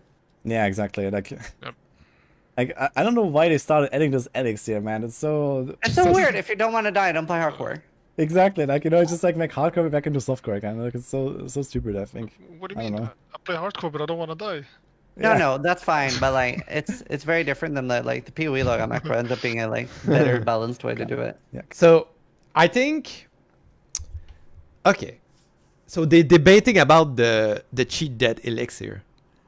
You know, because of this, I want to play hardcore now. Because I know this thing exists. So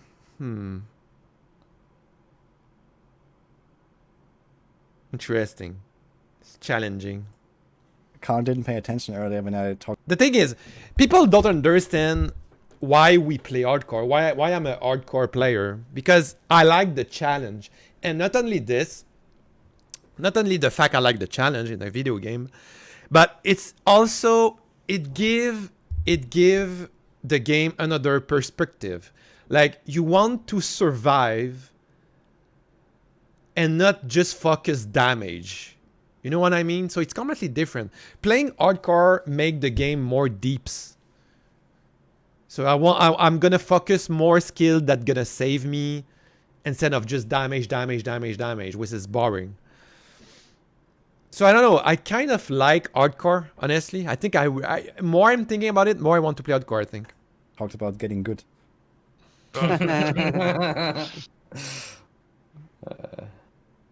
Yeah, that's interesting. How long do you think the race is gonna take for first? One session. I mean, it's hard to say because I'm not really sure like how many really big You're blasters gonna be are in actually no gonna be escape there squad, and no. like trying it. You know, I mean, you're gonna be like some pretty organized team, and you're, you know, some very experienced blasters. So I guess you actually. Do you think people would judge me if I use elixir of cheat death with the escape scroll and playing hardcore? People would be like, "You're not a true hardcore gamer. You playing with this." I mean, it's part of the game, right? They have like really good chances to be one of the first. I'm not sure. It might be like 4 days, I'd say. Four I'm not days is sleeping until probably. I'm I think. 100, so So some people are saying What? 30 hours. That's no way. I'm thinking like less than 50. They I put mean, out okay, a I mean, patch, like, make 4 sure days, it's you know, not- with If shift you breaks and can sleep and stuff. actually just Ready? spam sigils, They put out a patch. Make sure to click.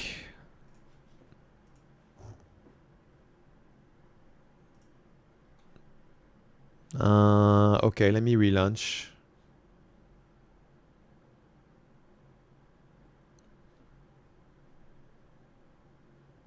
Check for update. Oh. Oh, thank you, man. Nice found. Nice VQR Rob 07. Yeah, there is a patch. Good find. What time is it? In 4 hours. That's nice. That's soon, actually. 4 hours, it's nothing.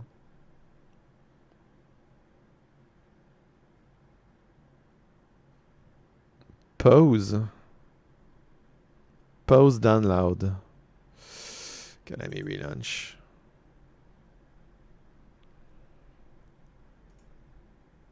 Two hour for me. No. It's in 4 hour globally. What are you talking about? Oh, it's done. Okay, thank you, man. And have other people running there, and there's no downtime.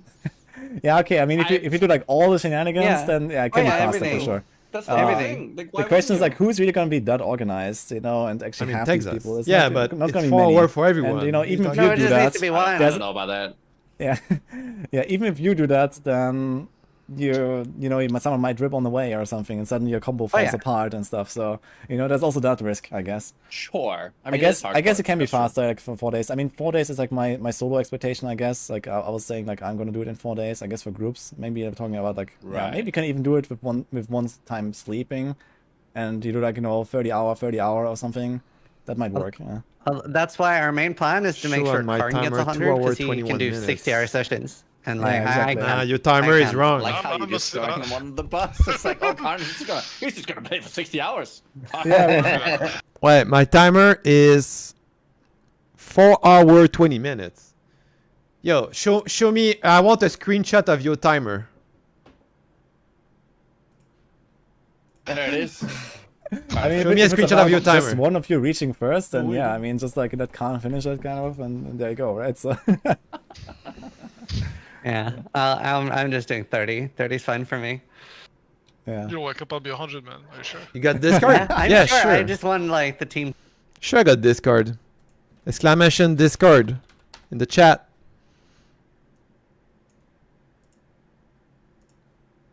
There we go. But show me a picture of your timer. To win. I literally cannot do 60 anymore. I'm too old. I mean, honestly, I don't know how much I'll do. It's gonna depend how much adrenaline is in there.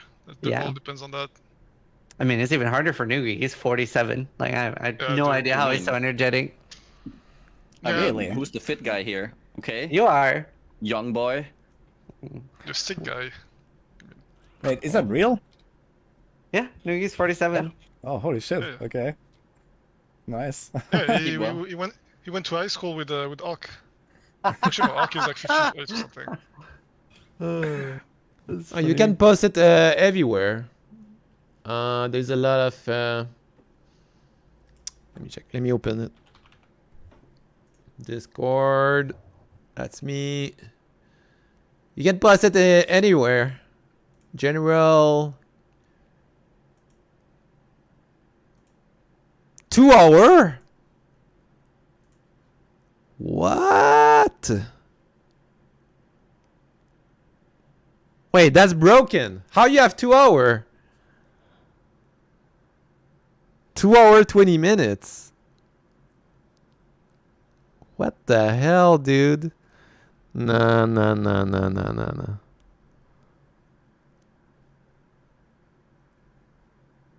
How come? That's wrong. How it's possible? Right, let's see. Steal any more questions from your list? How it's possible? Well, the only thing I've sort of left is regarding glyphs, because obviously none of us got to try glyphs because that was like an end game system. So some of the questions people had were, when do glyphs start dropping? Are they easily accessible? Because obviously there's like 20 or so per class, so is it going to be hard to get the ones we want for our build? and just how does it like how does leveling them up work? I know you use nightmare sigils to level them up, but is it hard to get to 15 for the breakpoint where they get bigger? Okay, so I didn't do too many nightmare dungeons, and I had 2 glyphs at 15 already at level 80, and I was working on a third one. So, and this was after doing like basically all the renown stuff in all of the regions. Like I actually grinded out the entire renown thing, in mostly with side quests and all that stuff. Like What? I started nightmare He did dungeons, like everything. actual Oh my grinding a little bit god. later, at like maybe So 70. the guy said he did all renown, all quests, all side quests. Okay. It take time, okay? So these guys play a lot because it take times. Let me tell you, the world is super big of Diablo 4. It's huge, okay? The world is huge. It's not huge as World of Warcraft, but it's huge for action RPG. Action RPG. So 25, I really started blasting nightmare dungeons. So I only did it for a few levels, and I already had 2 glyphs at 15 then at the end. So it wasn't too bad. You can like actually math out like how many tiers or like how many runs of each tier you need. So the total glyph XP to level. I did almost all the side quests in the first beta. It's very huge. Like during the end game beta I did side quests non-stop because I didn't have the campaign quest. So I just did side quests. It was, oh my god, it was long. It was So super the max long. level Oh my is God. like 3000, and I'm not sure, like 15 is like maybe like half of that, I guess, or so. Let's say 1500 would be like the XP for a level 15 glyph, I guess. Right. And you get basically the tier of the dungeon that you're running times 2 as XP. Oh, the So first zone if was you do like huge. a tier Yeah, of the full map 50 is dungeon, you huge, get like man. 100 XP. You do like 12 dungeons, you have or like 15 dungeons, you have like a tier 15 glyph. It's not that crazy. So you can level them. At least to The 15 world map is relatively huge. Like easily, there is at least so in the much later thing. tiers. So you don't want to do it on like tier 10 or something. It's like really slow. But if you do like tier 30s, it's fine. So at that point, you kind of like start getting those glyphs XP like really fast. Speaking Does of that mean- glyphs, Oh. yeah. Go ahead, finish. I was gonna say, does that mean you can level them up in lower tier? Like you don't actually have to. It's not like the D3 system with gems where you Yeah. have to. Yeah, you can do it in lower tiers, but it's just slower. Yeah, like Right. I mean, technically, I guess if you want to be like super safe or something for some reason, you can do like exactly tier 20, which is like the highest tier of the sacred sigils. So they're like split between sacred and ancestral, which is corresponding to nightmare and torment difficulties. And the Right. sacred sigils go until 20, which is like. So what I do, level guys? 70. So should I play hardcore or no? Are you gonna do the hardcore challenge? You reach one level in some date limit, they are gonna put your name on some statue. Well, the thing is, I don't think I'm eligible to do it because I play the end game, so I don't think I can do it. What's the rules again? What's the hardcore rules? I need to check. 1 second. Hardcore 100 rules D4. The official hardcore contest. Alright. So I don't think I can participate.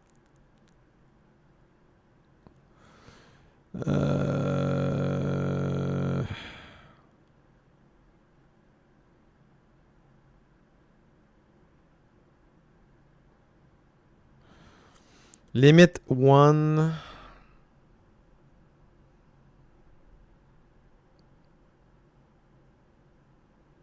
Choosing against the battle and driving through a physical statue.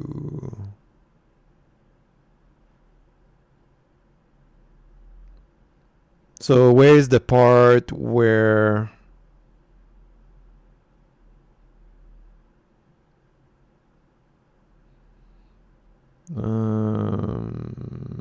probably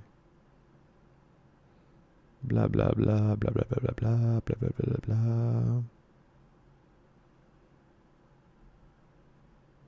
blah blah blah blah.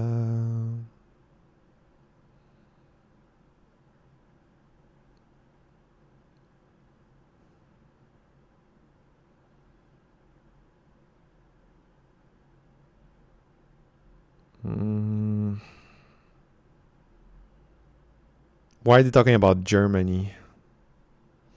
There's restriction in Germany?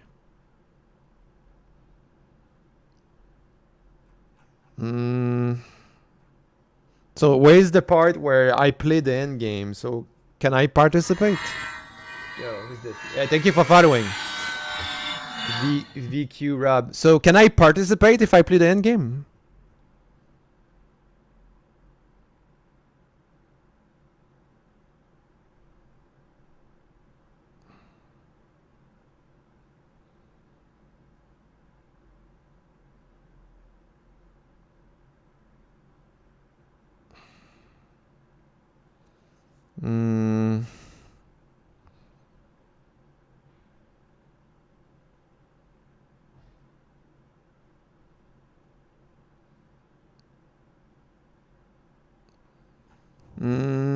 Yeah, I'm talking about the end game.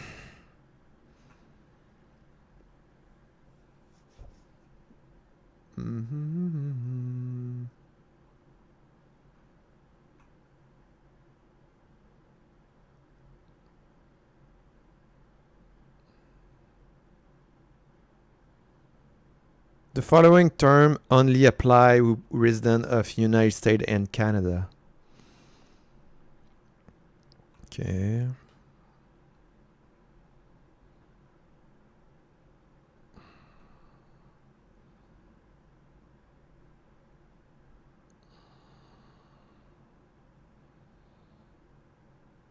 Yeah, I don't know. I heard I cannot play because I play the end game.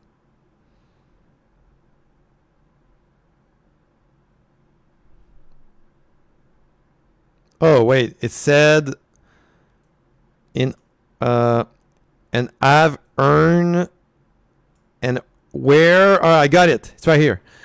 Are not previously invited to download the pre-release review version of the game during the month of May. Oh, so that means I can be in there.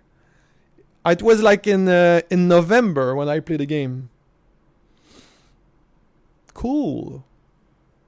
Okay. So I can participate because I play in the version of the game of November 2022, basically. Okay. You must meet all the eligibility criteria in the term of condition to claim this offer.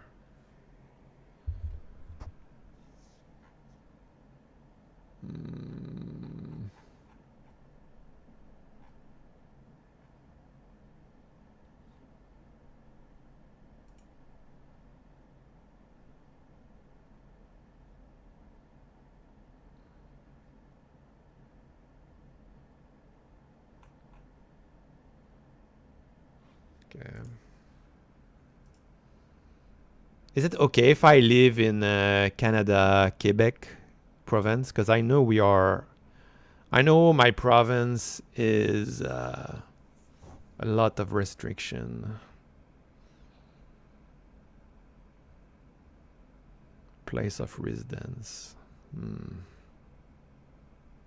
There's a lot of restriction when I live. That's the thing.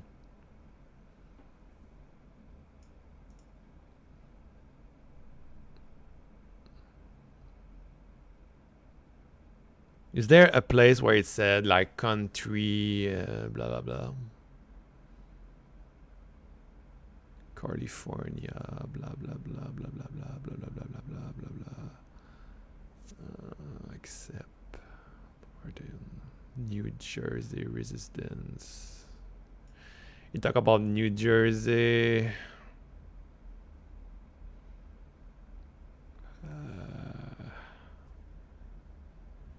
Yeah, I'm not sure. Well, because I'm the part of Canada where a lot of contests we cannot participate because of the law, the laws and all the stuff. Well, it doesn't seem to be. Well, it doesn't seem to affect the fact I'm living in Quebec, Canada. But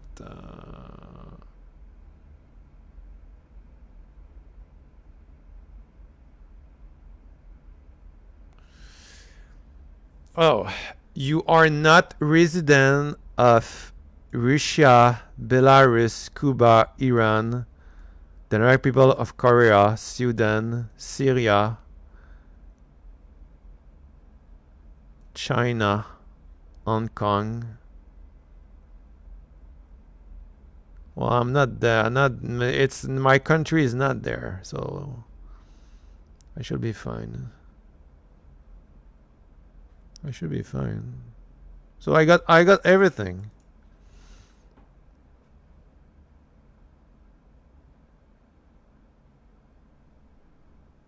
So no employees. You may only claim this offer long as do not violate the application local law. Uh-oh. Oh my god. Including such law applicable outside of the USA. Oh yeah, you are supposed to ensure the claim by this complaint to the jurisdiction. Yeah, so that can be a problem here because we have federal law in my country, which is limiting this kind of stuff. That's a fact. Because it said here, including any such law applicable to jurisdiction outside of the United States.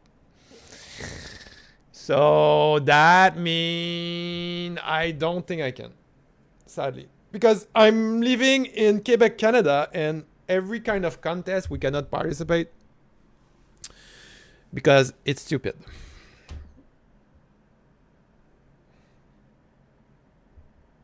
But who knows? It's not like I receive a prize. It's like you got your name on a statue. You are soloing responsible for confirm the event and start and date and time. It's a rigid decision. Ready? Huh.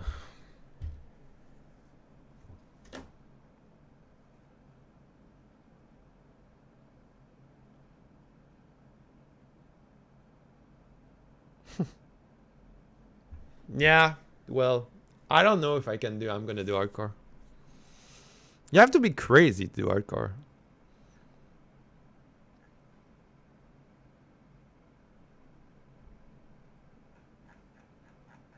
That's interesting, but I'm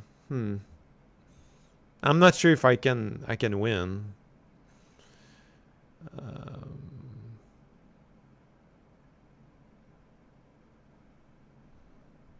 Yeah, I'm not sure if I can win. Source. And Let's there's continue the caps video. out there, This is and the best video ever. The sacred scissors are like way easier because they only have 2 negative affixes instead of 4, and they also like have more revives and they're easier and stuff like that. So 20s is probably kind of okay to get glyph XP, but it still takes a while. So realistically, it's gonna like grind it out on your way to 100 in doing nightmare dungeons, like 40, 50, 60 or something, and you're gonna get glyph XP pretty fast. What level are you when you finish the campaign? 50. You're relatively close to 50, I'd say. It depends on how much side combat you do. So you can kind of like just jump into nightmare difficulty, I guess, if you're strong enough. So even if you're a bit underleveled, like you do the capstone dungeon and then you go a nightmare and you can start getting the higher level dude. That's pretty good actually. Okay. So like a full list of things we like need to do before we just start like the nightmare dungeon push. We need to finish the campaign. We need to get all the +2 skill points. Yeah. And is that the main stuff that we need to do before we just start like grinding dungeons? Yeah, I would say like a must-have are the skill points. So you want to do at least Renown 3, and then you can skip Renown 5. I think that's okay for a push to 100. And yeah, then it's basically 9 dungeons on there. But it just seems to be like the most efficient XP. So maybe there's gonna be other strategies that you can find. One thing I would recommend is like do like a Hell Tide here and there in between, at least at some point. What is this chest because thing? you get like pretty valuable materials So there, what so you is can that? roll your items. You might find like some really good loot on the way, and you can't roll it without doing Helltide. So you can like enchant it for another stat, for example.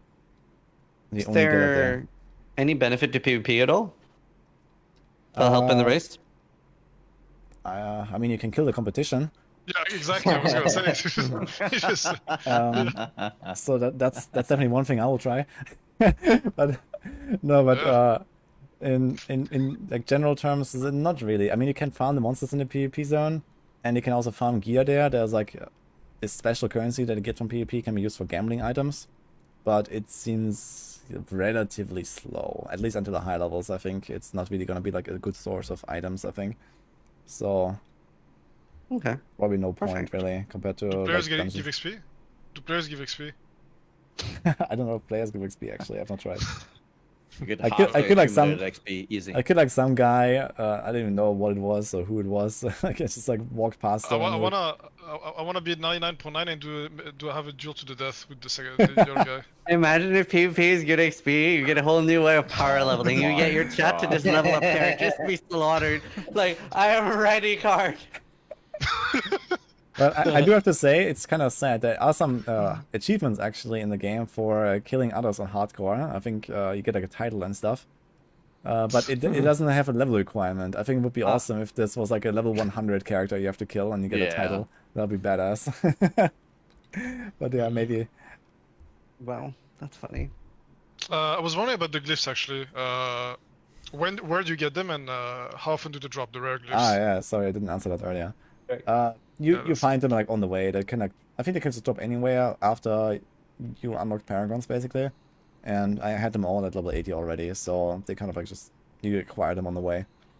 Like literally anywhere overworld dungeons, like doesn't matter. Just monsters. I think so, yeah. I don't think you have to do anything special for it. Okay. Nice. What about And you- mounts? Mount is mounts cool. is, from the campaign. It's very good. Yeah, but like, would you rush the mount? Would you like level up fast to get the mount, or would you just get it when it's there? Mount is fun. Is there any benefit? I would say, yeah, I mean, the mount definitely helps speed things up a little bit, especially if you like, this like split strategy and go around all the world, someone goes to the stronghold, someone goes to this dungeon, you get the waypoints here and there. So, this is like some stuff you definitely want to do, and you want to do it efficiently in the team early on, I guess. So the mount helps, Right. but I mean, you're going to be rushing the campaign anyway, so this is like, you're not going to stop anywhere along the way, really. Besides maybe doing like one or two dungeons here for a codex power, I guess. So, yeah, this is probably what you're going for, just like unlock your most important power and then just blast the campaign. How important are the Lilith statues? You should definitely collect them. And I mean, there are maps already out there, so you just like probably go around Really? at some point and collect them all. Yeah. Really? We have the entire map with all the altars. What if that's I like the would've- first thing you do? Like, just make like a route and then get all the Lilith altars? You can definitely like do it very early, I would say, yeah. Like basically as you go around the zones, like maybe when you do a renown stuff in that zone anyway, just like pick up the altars. They don't really like have like an immediate benefit, so to Just say. do like, the all- stats kinda, so, like, very slowly stack up. Let me and, give you yeah, the they just best help you out advice with, like, you can have. Just do everything in the game, because you can get so much little point, like skill point or paragon point or bonus point everywhere. You just do everything, every side quest, everything, like really, like everything.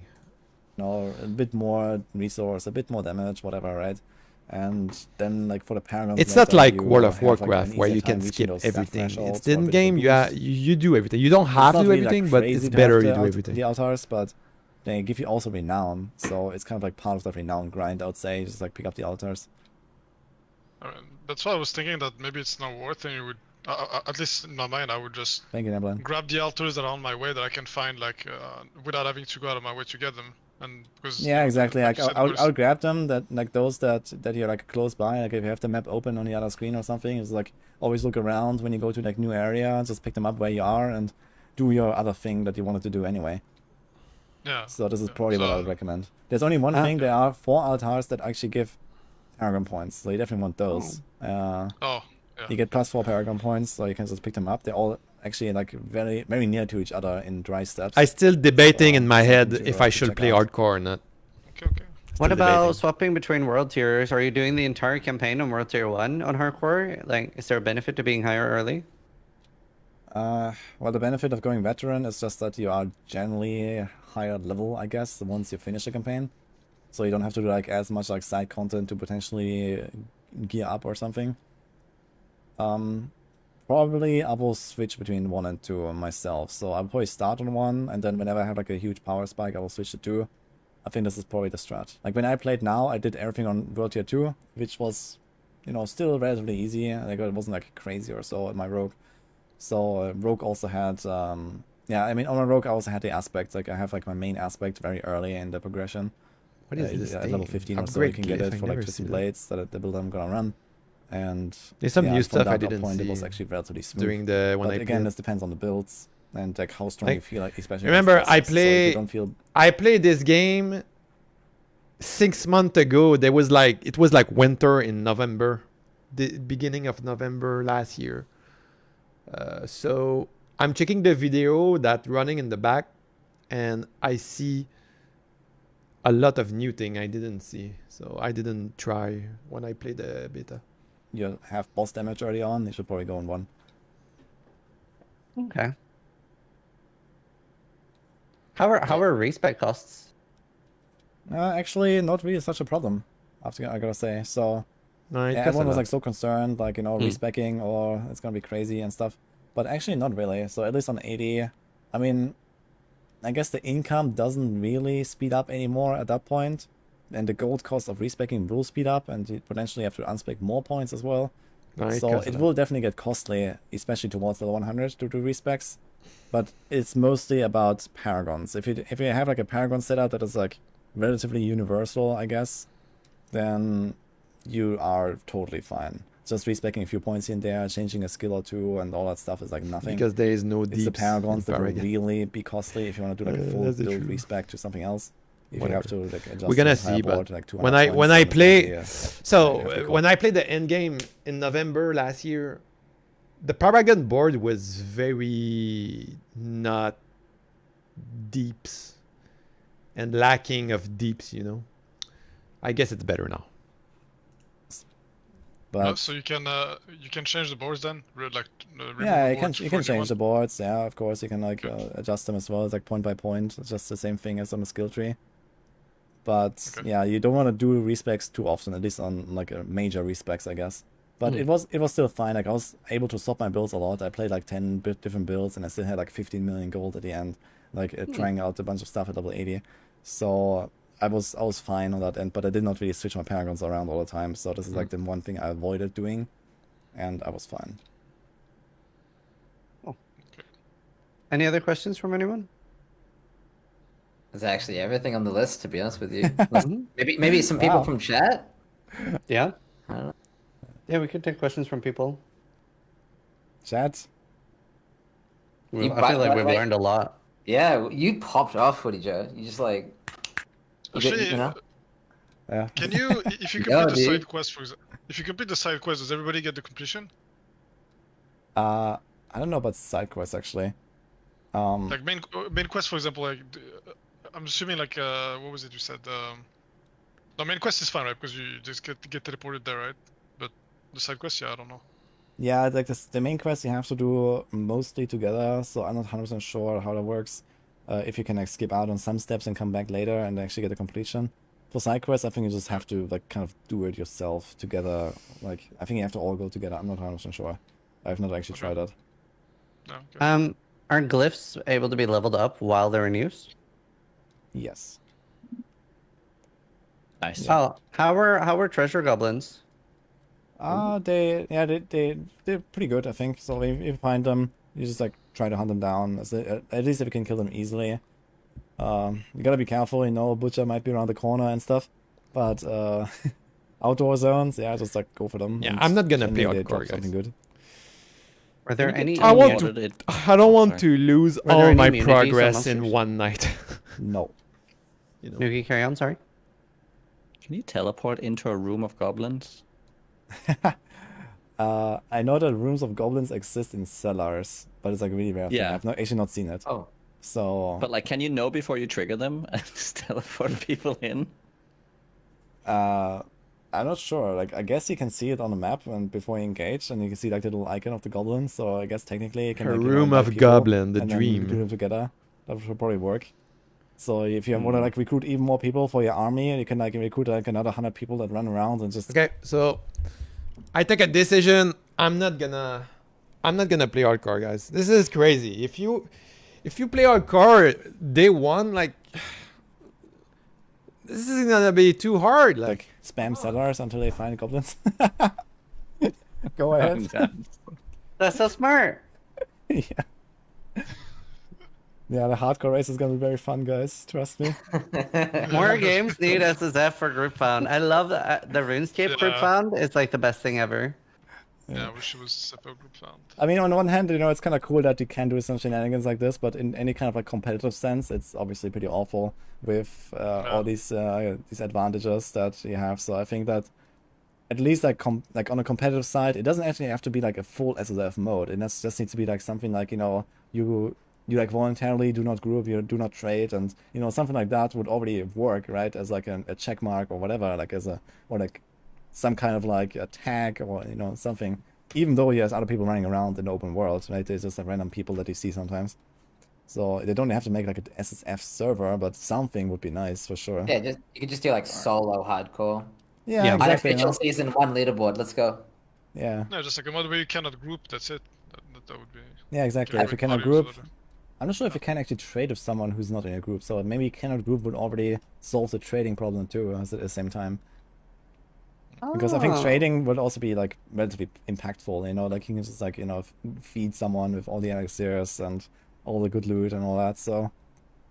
Oh, if you kill somebody in PvP, can you loot them? I don't think so. I've not tried it, but I don't think there's any Oh stopping. my god. You'd have to be hardcore to check that anyway. Yeah, exactly. I mean, Yeah, I don't so think so you though. can- I'll be surprised. I mean, maybe he's dead, so doesn't this gear. Hey, Badfish, by the way. He doesn't need it anymore. Yeah, so I would be surprised.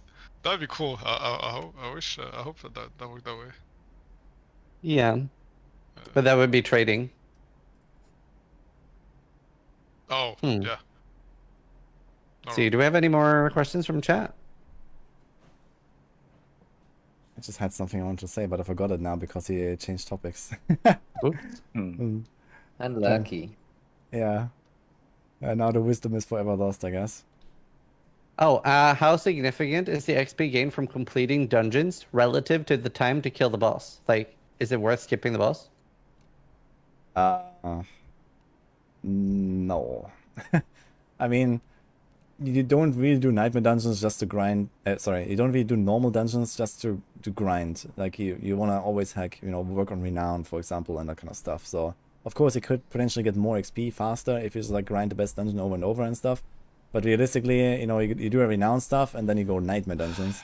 And the nightmare dungeons you have to remember finish it the boss, for else life. you don't get the reward at the end. oh Like, my god, dude.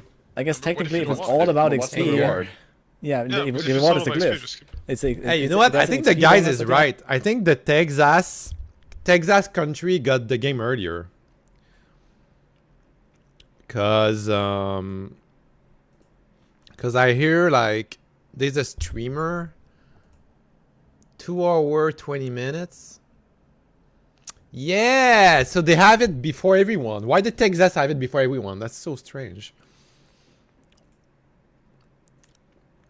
That's interesting.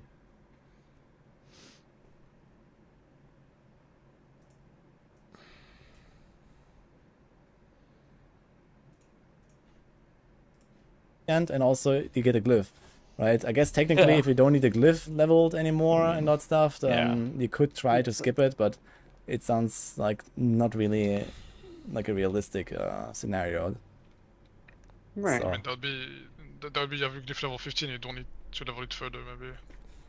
Yeah, I think this would only be a case of like you have absolutely no boss damage at all, and then okay, maybe you skip those dungeons that have bosses as much as you can, and if you are forced to run it, then you just like skip the boss there. So maybe that could kind of work if you have like some super open Like, build, but it just okay, can't I go have a against it. question then. Like, Maybe okay, if I play hardcore,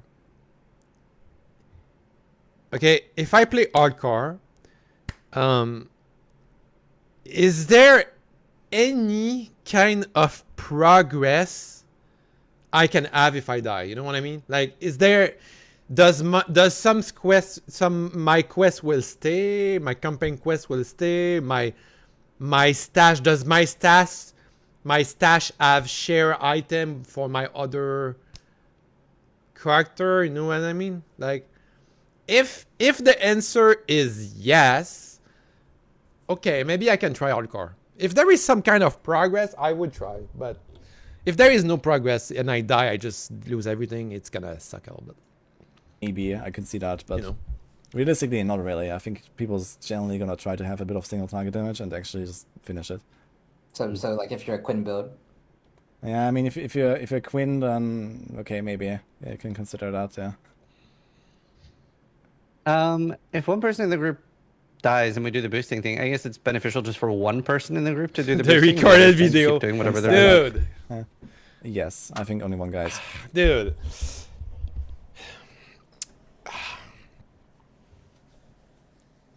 Okay, I'm down. Okay, alright. So, my mind said, don't go hardcore, you stupid. But at the same time, I mean, I always play hardcore. Always. Like, in any Diablo game, I play hardcore. So what's gonna happen is I'm gonna make a sorceress softcore. I'm gonna reach max level. I'm gonna get gear. I'm gonna do rift. I'm gonna boost my damage. And that's it. But if I play hardcore, I'm gonna do the exact same thing, but I'm not gonna focus damage. I'm gonna try to survive, you know. So there's a big difference.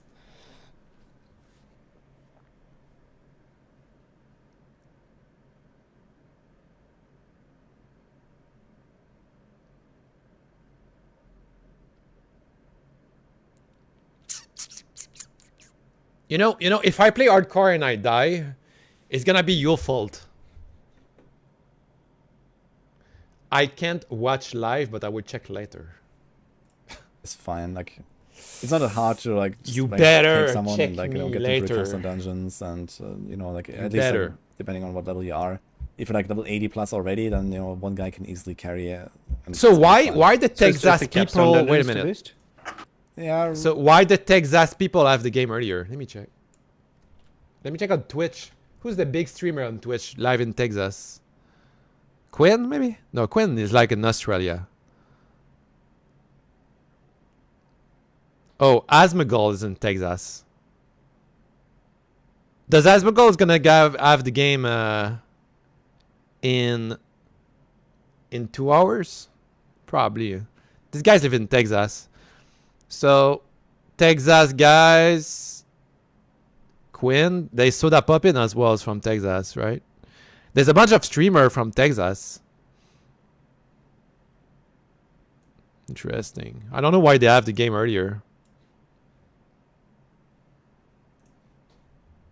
Realistically, yes. So you do the capstone dungeons. And What you're happen gonna if you already- live you're gonna like get a lot of in? XP there. So after the capstone dungeons, you're already like, I don't know, probably 20, Wait. 30, like, in like a matter of like 10 minutes or something. Wait, And, why they have the then game you just, earlier? like, I don't run them understand. One through a few second. dungeons and I don't get it. I'm gonna Google it. Diablo4 release time Texas.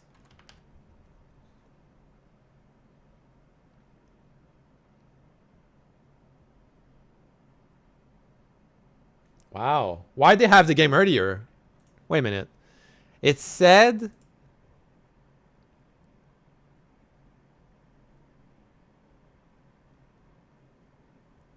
yeah, it's at 4 p.m. PDT on the West Coast. But it's 7. Well, that makes no sense. Oh well, I think you have a Texas privilege, I guess, because it doesn't say that. Interesting. The guys have a privilege. What the hell, dude? Look on Discord. I have the picture. 2 hour 20 minutes. Look this guys. What the hell, dude? They have a privilege. It's crazy. Yeah. But in hardcore, you gotta be careful though, because Yo, Reckless most Life, hey, people what's one-shot up? you on low level. It will make more sense if it So was you have to, Australia like, and kinda, more like, resistance make to sure that you do like a television proper message. like Yeah, next day, clear yeah. of the area, and then the other guy follows you around a little bit off screen and stuff. So it's not gonna be like as easy to boost someone on hardcore, I guess. But if you're careful, it's probably doable. Wasn't the XP global? Like, if you're in the dungeon, you get the XP? I need to remember now. We tested this, but I feel like the answer is yes. actually, I think actually you might be able to just stand in the entrance. Yes, and I think it's just a Yeah, party bonus 'cause- that disappears. Yeah. Yes. Yeah, I think it's a 'cause I party remember bonus. we did this. Yeah, and legendaries get teleported to you. Yeah. Yeah, exactly. So yeah, so So, boosting is pretty powerful, I guess. Okay, so if I die in hardcore, I lose all my gear, all my Awesome. stash, everything, right? That might be it. Right? And I'm good with Yeah. this, or? That was a good. That was a solid 2 hours. Yeah, I mean, Something. I'm quite excited to see what you guys are gonna pull off, and if you're gonna be the first, or if there's like some other like unknown teams that just come out of nowhere and stuff. So I'm pretty sure Well, there's but also like a lot of like non-streamers that are just gonna like mega blast and have been preparing for Hardcore, this already. softcore. So Dude. it's gonna be fun to see. Dude, I don't know. I mean, if I play hardcore, I will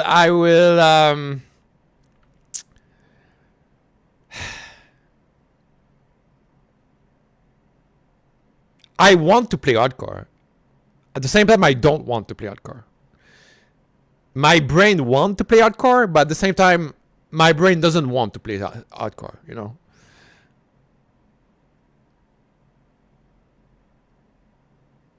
Dude, imagine tonight I play all night, okay? I play all night from 7 p.m. to 7 a.m. the morning. And at 6:30 in the morning, I die on hardcore.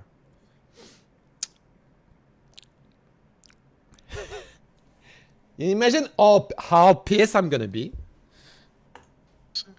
Yeah, Well, I'm very I- excited. I think I would cry. That actually could happen. Like, imagine all of us died to the same thing. We're just like, oh, are there global messages when somebody dies on hardcore? I don't No, think I there is. don't know. I don't know if they have like this PoE system. It mean, would be there really was a- cool actually if they have like the shout out, like Yeah, that's you my know. favorite thing. Yeah, love it's watching really people cool die. actually. It's really cool. Yeah, they should have that for sure. Yeah. We need naming lights. Name and lights, Yeah. exactly. Yeah. That would be amazing, man. Like if it's not in launch, man, they have to introduce that in season 1 or something. Yeah. Maybe let me do leaderboards. Yeah. But it would be so Yeah. cool to just like, get like a shout out, like, okay, this is the first person, reach level 60, reach level 70, and then Yes. this guy yes. died at level 74, and it's gonna be fun. Uriza, Man. Yeah. that was It's cool. half the reason to play. Yeah. But yeah, everybody in chat, let's give a big applause to Woody Joe. Thanks so much, dude. Really, really appreciate it. Thank you for taking time to talk to us. It was a nice video, by Do you the want to way. give yourself a shout out for people that want to see more of your content and all the stuff you're going to be putting out until release? Yeah, like I was working on a lot of YouTube videos today. I've released like 10 videos today alone, and now until 10 hours from now, I'm gonna be releasing even more videos. And of course, yeah, I'm gonna be blasting. I'm gonna be racing as well on hardcore, but of course with like the little caveat that I have played. So let's see how it goes. Awesome. Well, thank you so much. Noogie, do you want to say where people can find you? Nugian on Twitch and YouTube when I'll finally make some content. But yeah, Nice. it's Nugian. Aaron? I mean, it's Twitch, Karn in the score, Karn Direct on Twitter, and I'm gonna be spinning. When are you renaming to just Bone Zone? No, I'm not listening to your ChatGPT thing. Okay, I'm not doing that. Is that a question? Because there's like a legendary aspect that gives you tone while berserking, for example, and it's a value that's variable. I don't know. Does it vary on the level, on the item power, or your level? That's what I don't know. I don't know if it yeah, scales with your level, if it just when you drop it. Then it okay, has that's what I fixed mean. value. Yeah, some of them scale with your level and some with the item power. So I have not really identified the exact system there on these Yeah, kind of because things. okay, because there's like some items that have Yeah, like the on flat values, they work a bit weird. Like I also noticed, for Yeah. example, when you Yeah. upgrade on the blacksmith, like it increases the ranges, like the minimum and maximum ranges, but does not actually increase the value sometimes and that kind of stuff. So it's very strange. So Oh yeah. I've had that sometimes when you upgrade an item and the stat like literally triples because it goes from a low roll to a high roll. yeah, on the I next mean year or that as something. well. Yeah, that is like the other thing with Yeah. like the blacksmith like shenanigans you can do. Yeah. But just like for these like flat value affix, I also tried some stuff like upgrading a flat value like legendary item, and then extracting it and then putting on another one and upgrading it again. But I don't think you can double dip on the upgrades. So it kind of like resets it to some value and then you upgrade it again or something. So I'm not exactly sure how that Yeah, went. it was weird. I couldn't figure out either. Like Yeah. something consistent. Yeah. Oh, I saw a question in chat. I actually really want to ask. Nash fan said, "Did you guys ask Video if you still would have played early access if you knew it would disqualify her for the Lilith statue race?" I mean, it's kind of strange because like we had the early access and there was no mention of this race or anything Yeah. like that, right? And then like afterwards they just disqualified us. I mean, I had already said before they disqualified us that I'm not gonna claim it basically. Yeah. So, on one hand, I would have really liked to have to release and race and all that stuff, try to get well first and these things. But on the other hand, just playing the early access is probably more important, to make the guides, to help people out, have a better understanding of the game, and just there's gonna be a lot of people that will just ask me 1,000 questions. This guy's every dying single all day. the time in this dungeon, and you want me to play that helps a hardcore? lot more people, I think. So this is. I think he died every dungeon. We can still have races, we can have our own races. We can make our own SSF races if we want to, right? We can. Yeah, I was thinking that we maybe can do our 2 weeks season one. in, 2 Yeah, weeks exactly, into yeah. SSF race. Exactly, we can do this kind of stuff, and I actually have plans for these kind of things, and I guess maybe someone like you do too as well, right? So that would definitely be cool to make these kind of community competitions as well, and we can always do that, right? So it's just the launch thing, and I'm gonna be racing 1,000 times. I can skip one race, even though it's the kind of the big one at the launch. So yeah, it's fine. Yeah, for sure. I've actually asked them. I'm begging for them to give a dueling feature so I can do a PvP tournament. Yeah, dueling would be great, for sure. Just go somewhere in town and just have a 1v1. I mean, that would be kind of fun for sure. I don't really Especially sure to the death. yeah, I'm not really sure how PvP kind of tournaments would work at all, because it's gonna be kind of hard to actually get people into the same instance of a zone and stuff like that, right? So in general, I don't think it will be that easy to actually They should bring 2v2, 2v3 PvP. without anyone interfering. So Yeah, I mean the ideal scenario you would be beat if you hardcore, you could just become make Diablo a and group take of 4 over people Blizzard. and then That duel would be a within nice that one. group and duel to the death. No. I'm not gonna play hardcore, guys. Guys, I don't want to play hardcore because it's just no. I'm gonna die, Simple like that. I'm just gonna die if I do that. If I play hardcore, I'm gonna die. You guys know. I'm gonna die. I'm gonna be very mad. Yeah, so there could be some I mean, there is free for all basically, right? And if you have a team, It's then not I guess good. you are a team together in that free for all zone. And That'd be so cool too. Group duels. Oh, yeah, so much exactly. fun. Yeah, I was also one thing I had on my mind was that at the end of the season, whenever it's the last day or something on hardcore, it's just the last man standing tournament. Everyone goes there. Yes. So that's gonna be glorious. I love that idea. Definitely down. I will be there. See how many airs you can end up with before the season ends. Yeah, exactly. Collect all the ears in a stash. That's gonna be great. I mean, I think that's the main end game for me, PvP. That sounds so I fun. mean, I hope it's good. I hope it's good, so we can actually, because otherwise, yeah, that would be the thing you do. Just get characters for PvP. I saw a druid versus rogue though, and the druid was just perma-stunning the rogue. The rogue couldn't move or do anything. The druid was just like, "Okay, you're dead now." Yeah. Yeah, I think PvP it's gonna be probably more similar to D2 PvP. Yeah, I'm going back and forth. Just I know. don't get hit, and It's then try tempting. to get I'm just watching these guys play. And it's gonna be I'm watching these guys play as rogue, and he die Every time. Every dungeon he die. Yeah, I mean, he died like 4 times in one dungeon. I don't know if you checked the video in the background. There's one dungeon, he died 4 times. Like, I cannot play hardcore, man. Probably like very fast paced, and it's all about like who has the first strike, so to say. I think this is Yeah. probably how it's gonna go. Yeah. So, Absolutely. we'll see. I mean, maybe you can actually make a character tanky enough, and it's gonna be a bit of a back and forth. But on the other hand, it's like very easy to kind of like miss the mark, and then like people just don't die at all. So, yeah, I guess realistically, it's better if people actually get one shot. That can than be it is, funny. You see what the guy said? Like, you know, maybe Blizzard missed the mark and no one's gonna die. But I don't think. they're just like invincible. Yeah. True. The thing is, if you want to die, you just put the difficulty higher. That's the thing. So Awesome. you want to push Yeah, it. we'll- No, we'll I'm see, not. I I'm not guess. playing hardcore at all. I want Alright, to well, push. thank you know. again so much for joining us. That was super fun. We have a lot of planning to do. It's gonna be an interesting race. Mm-hmm. Yeah, I'm gonna spend all night planning this. You find it. You find a unit dagger. Look at this.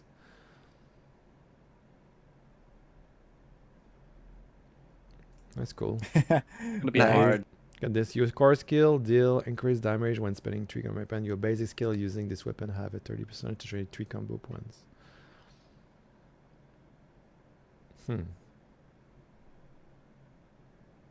So you cannot trade, huh? That's bullshit. Manage like planning with like thousands of people. Holy. Wait, Yeah. hold on. yeah, Are we still live? Yeah, I guess my you have to retreat and just like make the route and everything. I guess, right? Like, check the map and check Assemble the where. everything is. boys and the... Yeah. we can have like a sign-up sheet. As a Pee-wee Mafia coming to Diablo. Awesome. But yeah, I mean, like if you're like actually like staying there on like hardcore, I mean, we can also just like do some group stuff together at some point, right after the race, and maybe like do some pushing or whatever, right? So it's gonna be kind of fun. I Yeah, think. they will definitely try to get like to do Nightmare 100 in hardcore for sure. That'd be Yeah, fun. Like, exactly. maybe. Like it's gonna be a huge achievement, I think, to do 100 on hardcore. I think even on softcore is gonna be a pretty massive achievement for anything that's not a whirlwind barb. So we'll see. I mean, that'll be the second race, right? First race to 100 and the Yeah. second race to 100. Yeah, Yeah. basically, yeah. I Yeah. think that the race So doesn't first end sleep- there. Yeah. First session 100, second True. session Nightmare 100. Okay. You sound like Wow. Havoc. For real. Yeah, that would definitely be something that Havoc would also do, I guess. Yeah. What is your typical uptime, Karen, for For, a PoE gauntlet? Oh, it's like around 30 hours, like 30. In Ghana it's less because it's it's a bit rippy, but like 30, 35 I'd say, yeah. 35. Like Nice. this league I did 58 at league start for 100. Wait, you just did it in one go? Yeah. Yeah, they in one go. You literally I did. I started the league started and I went to bed when I was 100. Nice. Good league start. Yeah, because the league started. Man. It's Wait, what crazy. is- I've what never is the done more than fastest- 40. Yeah, what is the fastest solo 100 ever, actually? I Do mean you know? that's mine. Yeah, Is that's that, mine. is that yours, actually? Yeah. I mean from From league start. Yeah, from league start, I mean, yeah. obviously, Yeah. yeah. I mean, obviously from play that. I mean, yeah, from league start, yes. I it's played fast. it's like Much hours. Played, Yeah. you played. I could have done it like 15 hours faster on played. Because I played different. Yeah, I could have done a lot faster. on Those are played. different patches too, where it was faster, did 100. They actually made it slower, did 100 because of Steel Mage. Ah, It's true. This is your fault. It was at a like meetup in like Melbourne or something. I don't know. And Chris asked Steel like, so how do you feel about the little 100 race? And Steel was like, oh, I feel it's a little bit like too fast. So they made a patch where they were like, well, we talked to some of our endgame players, Steel, and then we made the race like 3 times slower. Oh, nice. Good job, Steel. Yeah. there is oh, hang on. Let's see if I can find it. I mean, the same thing might happen here, honestly, right? So it's just like, oh, wait, people Yeah. are like tier 100 nightmare dungeon, like day 3 before early access is over. Like, what is going on? Yeah. You want to see? You want to see proof that like what I was actually there at the meetup. I'll link it. That is me. Holy, who is this? I Who is saw this this? picture. I didn't even realize. Let's see. I Who is can this? Holy. try to throw it on screen. I only just started. Well, I say recently. It's been like 4.5 years now. Def But check. this is like 10-year-old picture of me. This is 10 years ago or something. 9 years ago Oh, maybe. boy. Okay, can we do this over? Or? Groups back together or something. You could do some sort of super tanky sork that focuses on applying ailments. Well, what did you call them, man? Status effects, whatever. Elements. Yeah. I guess Yeah. ailments works for the PoE guys. Yeah, I'm sorry about that. But anyway, so he could focus on that and focus on actually grouping them together. But alternatively, in hindsight, maybe we should just split the dungeons, like split farm. Because you do get XP, like, so if 2 groups split within the same dungeon, you get XP throughout the whole dungeon, right? Yeah, I mean, many dungeons cannot really be split farmed though. Like a lot of them are relatively like Oh, linear. yeah. I mean, it's not like Yeah. super linear always. Like, you know, sometimes you can go like left and then right, and it's like a circle, and it's like it loops back together or something. Yeah, But I think you're gonna have a lot of trouble with like kind of splitting up in a lot of dungeons. right. And- Well, So I think that, you know, if you do like this renown strat with like actually splitting up and this works, then this is probably like the better option there. Just like, you know, go to your own dungeon, you have like 1 player HP instead of like 4 player HP that you Yeah. have to deal with. And like you get a renown super fast, and then just like go into the nightmare dungeon grind really fast. And I think in nightmare dungeons, Yeah. it's probably not worth to split, because you probably just rather like stick together and have it safer and go higher or something. yeah. Well, in that case, this is most Well, likely I mean, going if you could think about it this way, if we can split and do it like 50% faster, you can just do a lower tier. Yeah, I mean that could also work, but you have to make sure that you're always below the monster level at least. So, you know, you always want to be under leveled. Yeah. Well, do you though? If it's only like if the XP bonus is not that big, and if going a little lower doesn't, you know. I mean, it's 25%. That's pretty big. Yeah, 25% is quite a lot, I think. So this is Yeah, like the but 25% is definitely what Depends you on want how to much have. faster you could clear it. If you could essentially split into 2. Yeah, I mean, I don't think that the difference between like, you know, being on Right. the same level and being 3 levels under is like that large, you know. Yeah. It's more about like Oh, having difficulty? going like Right, 10, okay. 10 tiers high, 10 levels higher or 20 levels higher, you know, then stuff really Right. starts hurting you, and just the 3 levels is not that Yeah. crazy. But So it's like it's very 3 levels, valuable. right? Yeah, 3 It's levels. 3 levels yeah. for the. Yeah, so 3 levels, like, it's probably. Yeah, which this is it's which nothing strong. crazy. So, Yeah. but it's the gain is a lot. So Does it keep going down like below? Like if you go 10 levels, like if you're 10 higher, do you just Yeah, keep it- getting a higher and higher penalty? yeah, it goes down. So it's like minus 10% per Right. level. I think. I think like at minus 10, I think you just don't get XP anymore. But I have not 100% Oh, verified right, that. okay. Right. Right, yeah, so it's really bad. Yeah, so you can't farm any low level stuff really. Yeah, yeah, yeah. Actually, I, mean- was wondering about the. Oh, sorry, keep going. Sorry. No, I just meant to say that the monsters actually always just scale with you anyway in outdoor zones. So you're expected to be able to defeat monsters of your own level. And Yeah. this is usually not such a big problem. Like if you're doing like outdoor zones, it's usually quite easy compared to like nightmare dungeons. So, you know, there's like nothing, there's like no reason to actually farm lower level monsters. Like go back to like nightmare difficulty and farm lower monsters or something. Like there's no point in that. Unless somehow you really messed up and your entire gear is broken and your build's also scuffed and you just don't have any damage. So in that case, you might have to and get a bit of gold and fix it. But Yeah. Okay. My question was about uniques actually. Like, do you drop only uniques from your class?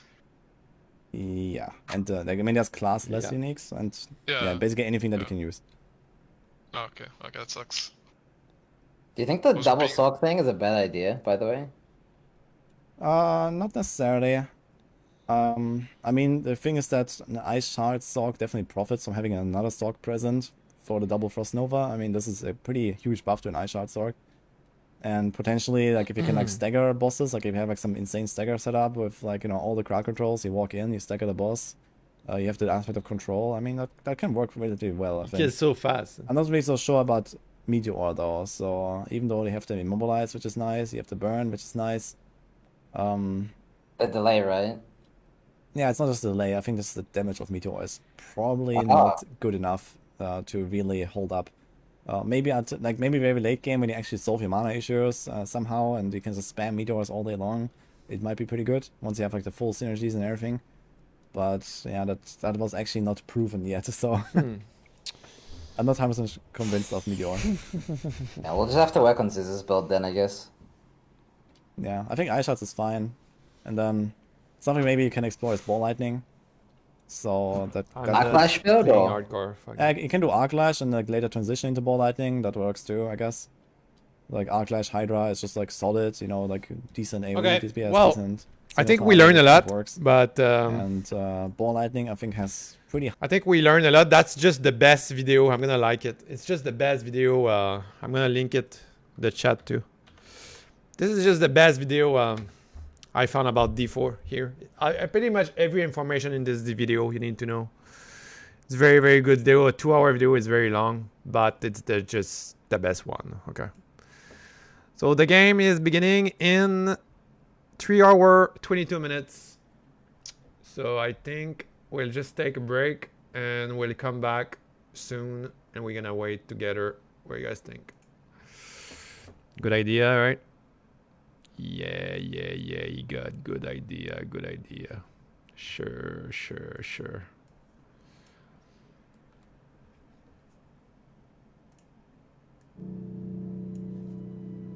Alright, so let's take a little break and we could come back when the game will be out.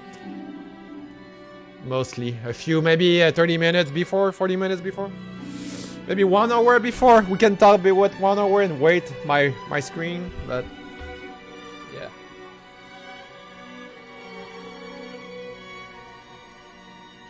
You know what? I think I'm gonna restart the stream. Maybe how long I'm on? I'm still streaming on Facebook, right?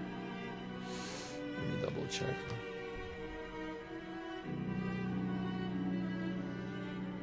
Okay, yeah. Thank you for watching. No, the stream is good. Go check on YouTube.